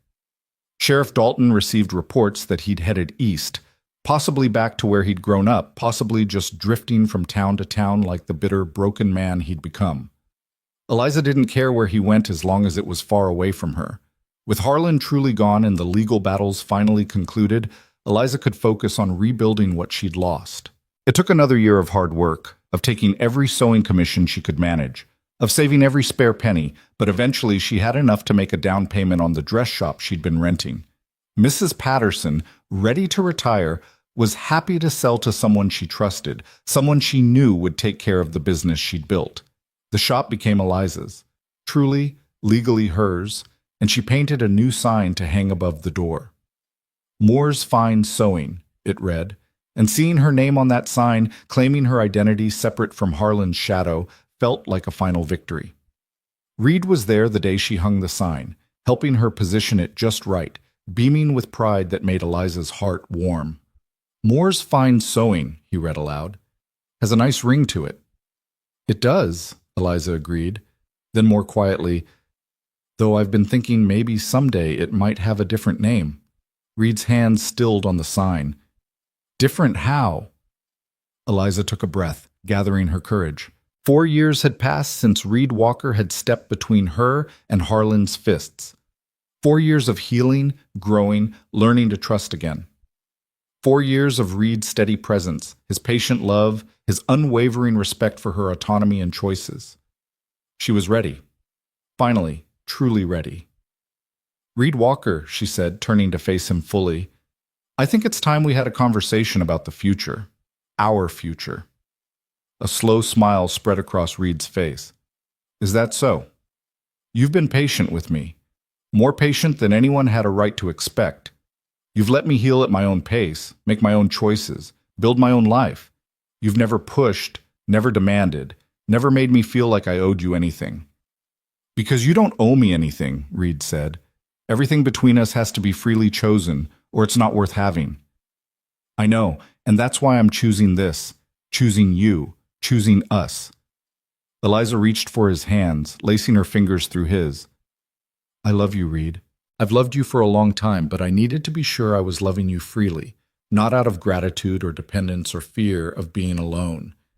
I needed to prove to myself that I could stand on my own first." "And can you?" Reed asked softly. "Yes, I can stand on my own. I have my shop, my independence, my life. I don't need you to survive." She squeezed his hands. "But I want you in my life anyway, not as a rescuer or a protector, but as a partner, an equal, someone to build a future with on terms we both choose freely." Reed's eyes were bright with emotion. "Eliza Moore, are you asking me what I think you're asking me?" "I'm saying that if you were to ask me to marry you, I might say yes, but only if we do it right. Only if we build something different from what I had before. A partnership based on respect and trust and equality, not ownership." "That's the only kind of marriage I'd want," Reed said. He released one of her hands to reach into his pocket, pulling out a small wooden box that looked worn from being carried around for a long time. "I've been carrying this for over a year, waiting for you to be ready. or maybe waiting for me to believe I deserve to ask. He opened the box to reveal a simple silver band, elegant in its plainness, nothing like the showy ring Harlan had given her so many years ago. "Eliza Moore," Sir Reed said, and his voice was steady despite the emotion in his eyes. "Will you marry me? Not because you need protecting, not because you owe me anything, but because we choose each other freely and equally." "Yes," Eliza said, and the word felt like flying. "Yes, I'll marry you." Reed slipped the ring onto her finger, and it fit perfectly, like it had been made for her. And maybe, in a way, it had been, crafted over 4 years of patient waiting, careful trust-building, and gentle love. They were married 3 months later in a simple ceremony attended by everyone who mattered. Mary and Thomas stood as witnesses. Doc Crawford gave a short speech about the power of courage and redemption, and Sheriff Dalton admitted that watching Eliza's journey from terrified victim to confident woman had taught him to be a better lawman and a better man. But the most important moment came not during the ceremony itself, but the night before, when Eliza and Reed sat together on the porch of what would soon be their shared home on the Hayes Ranch. Samuel Hayes had decided to fully retire and sell his share of the ranch to Reed, giving them a ready-made life to step into. "Are you nervous?" Reed asked as they watched the sunset paint the sky in familiar shades of gold and crimson. "Terrified," Eliza admitted. "But not for the reasons you might think. I'm not afraid of you or of marriage itself. I'm afraid of my own memories, my own scars. I'm afraid that the fear will come back, that I'll flinch when you touch me, that I'll wait for violence that will never come." "Then we'll go slow," Reed said, "as slow as you need. And if the fear comes back, we'll face it together. Eliza, I need you to understand something. This marriage, our marriage, it's not about me having rights over you or you owing me obedience. It's about two people choosing to build a life together, to support each other, to be partners in every sense of the word. I know, but old fears die hard." "Then we'll kill them slowly," Reed said. "One day at a time, one choice at a time, one moment of safety at a time, until your heart finally believes what your mind already knows, that you're safe with me, that you'll always be safe with me." The wedding night was gentle and patient, Reed's hands careful and asking permission with every touch, Eliza's fears gradually melting away in the face of tenderness she'd never known existed. It wasn't perfect. There were moments when old memories surfaced, when Eliza tensed without meaning to, when fear tried to override trust. But Reed was patient, stopping whenever she needed to stop, holding her when she needed comfort, giving her the space to work through her responses without judgment. "We have time," he murmured as they lay together in the darkness. "We have all the time in the world. There's no rush, no expectation, no debt to pay. Just you and me, learning each other, building something new." And slowly, over weeks and months, that's exactly what they did. They built a life together on the ranch, working side by side to manage the land and the livestock. Eliza continued her sewing business, converting one of the ranch's outbuildings into a proper shop where customers could come for fittings and consultations.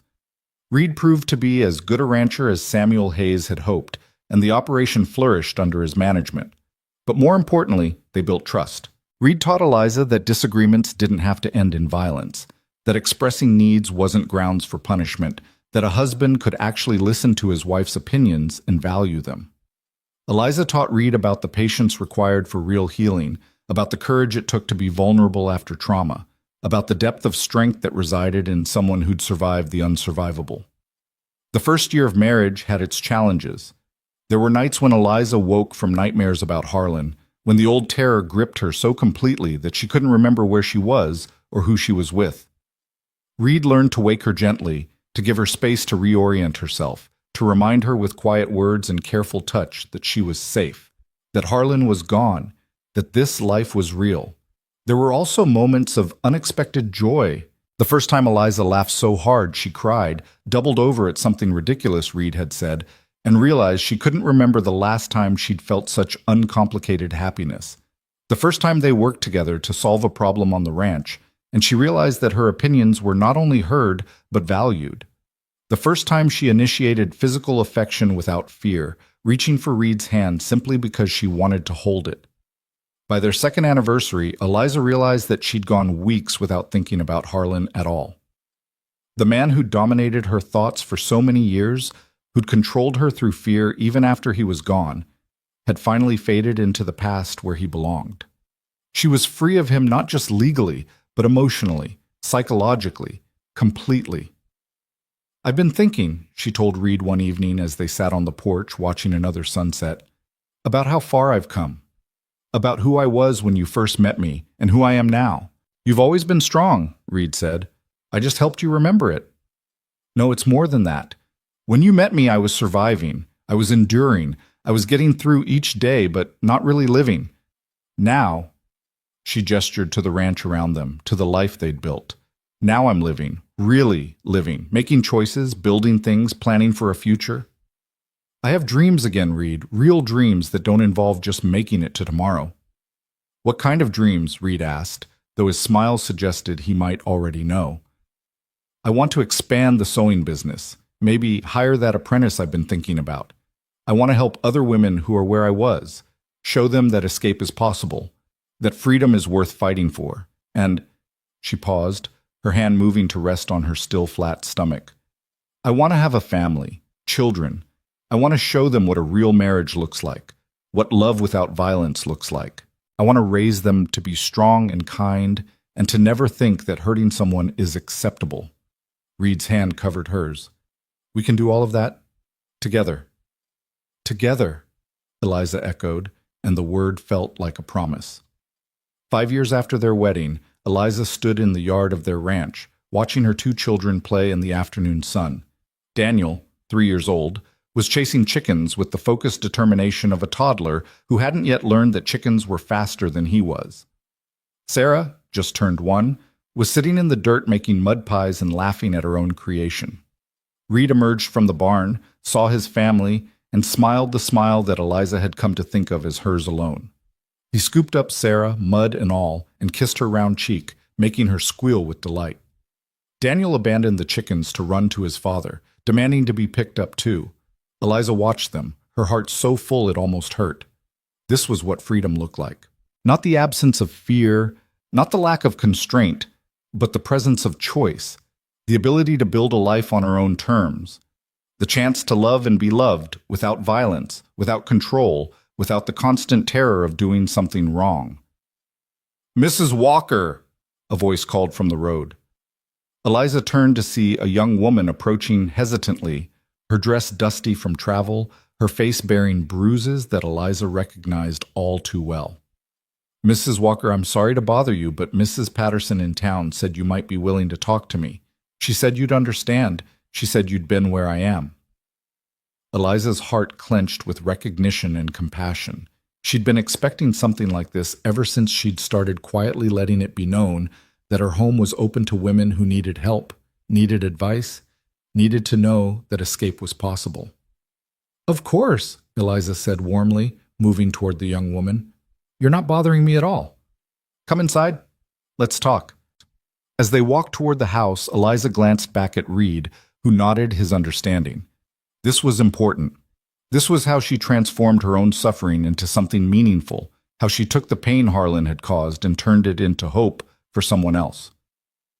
Over coffee and gentle conversation, the young woman, her name was Catherine, told a story that was heartbreakingly familiar. A husband who'd seemed kind at first but had turned cruel. Beatings that started small and escalated. Fear that had become a constant companion. And now, finally, the desperate hope that maybe there was a way out. "Is there?" Catherine asked, her eyes pleading. "Is there really a way to leave? Everyone says a wife belongs to her husband, that I made my vows, that I have to endure whatever he does. But I can't anymore. I just can't." "Yes," Eliza said firmly. "There's a way. It's not easy, and it's not quick, but it's possible. I'm living proof of that." She told Catherine her story, condensing 8 years of suffering and 4 years of healing into an hour's conversation. She explained about the legal options, the importance of documentation, the need for witnesses and evidence. She talked about the fear that came with leaving, the challenges of rebuilding a life, the long process of learning to trust again. But she also talked about the hope, the freedom. The possibility of a future defined by choice rather than control. The first step is the hardest, Eliza said. Standing up for yourself, saying no, walking away from someone who's convinced you that you're worthless without them. But once you take that first step, once you prove to yourself that you can survive without him, the rest becomes easier. But where would I go? I have no money, no family, no skills. You have more than you think, Eliza interrupted gently, and you have people who will help. Stay here tonight if you need to. Tomorrow we'll go see Sheriff Dalton, talk about your options. We'll visit Doc Crawford, document your injuries. We'll start building your case for freedom, the same way people helped me build mine. Catherine's eyes filled with tears. Why would you do this for me? You don't even know me. Because someone did it for me, Eliza said simply. Because a stranger stepped in when I needed help most and gave me the chance at a life I never thought I'd have. Because women who've been where we've been, we have to help each other. We have to show each other that escape is possible, that freedom is worth fighting for, that we deserve better than what we've been given. Catherine stayed that night and several nights after, while Eliza and Reed helped her navigate the legal and practical challenges of leaving her husband. Sheriff Dalton, remembering his own failures with Eliza, was determined to do better this time. Doc Crawford provided medical documentation. Mary and Thomas offered employment, and slowly, Catherine began to believe that maybe, just maybe, she could be free. It was the first of many such conversations Eliza would have over the years. Word spread quietly among the women of Red Willow and the surrounding towns that Eliza Walker had been where they were and had survived, that she understood, that she would help. Some women took her advice and found the courage to leave.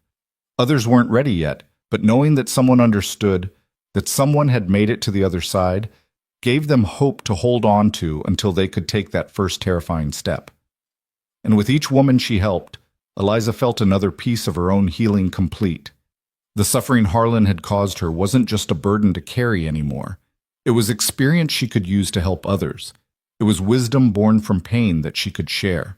It was proof that survival was possible, that freedom was achievable, that life after abuse could be full and rich and worth living.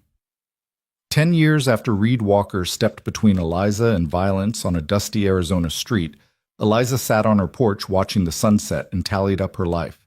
A thriving sewing business that employed 3 women and provided them with living wages and dignity. A ranch that she and Reed managed together as equal partners. 3 children, Daniel, Sarah, and baby Michael, who were growing up knowing that love meant respect, that disagreements could be resolved with words, that no one had the right to hurt another person. And a legacy, quiet but real, of women she'd helped find their way to freedom.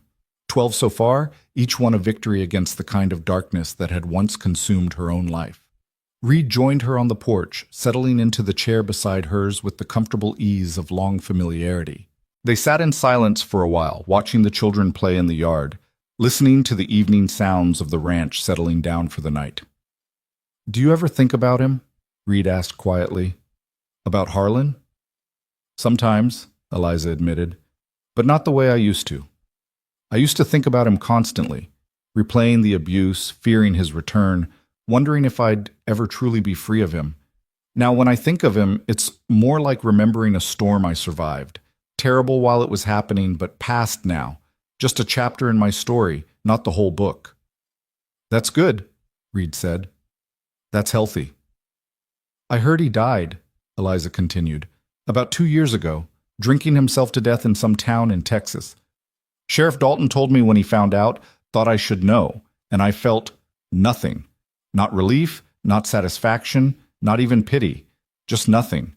He'd stopped having power over my emotions long before he stopped breathing." "That's the real freedom," Reed observed. "Not just physical distance or legal separation, but emotional liberation. The ability to hear about him and feel nothing." "Yes." Eliza reached for Reed's hand, lacing their fingers together. "I'm free. Truly, completely free.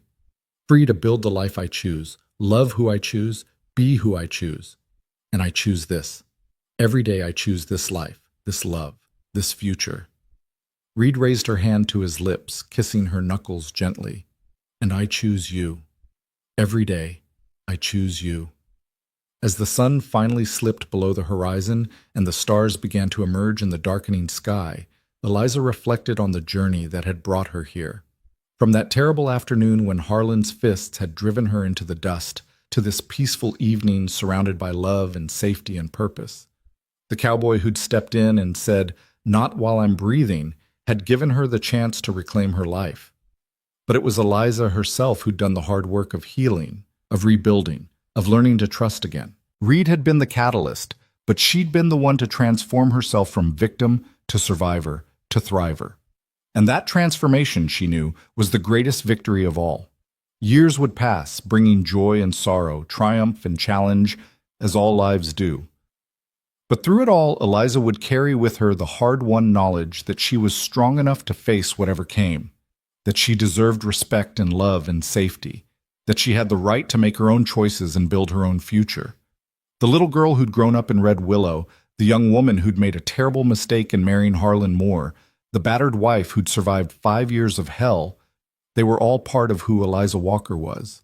But they didn't define her. They were chapters in her story, lessons learned, scars that had healed into symbols of survival. What defined her now was what she'd built from the ashes of her broken marriage, a life of dignity, a love based on equality, a legacy of helping others find their own paths to freedom, a future that was entirely her own. And it had all started with a stranger who'd refused to look away, who'd stepped between her and violence, who'd said 5 words that changed everything. "Not while I'm breathing." Those words had given Eliza her life back, and she'd spent that life proving worthy of the gift, transforming pain into purpose, survival into service, fear into hope. As the children came running in for the evening, their voices bright with laughter and love, as Reed stood to gather them up and shepherd them inside, as Eliza followed her family into the warm glow of the home they'd built together, she sent a silent thank you to that cowboy who'd intervened all those years ago. And she sent an even bigger thank you to herself, to the woman who'd found the courage to say no, to fight for her freedom, to believe she deserved better, and to build a life that proved, beyond any doubt, that survival was just the beginning. The real victory was in learning to live again. And Eliza Walker, nay more, had learned that lesson well.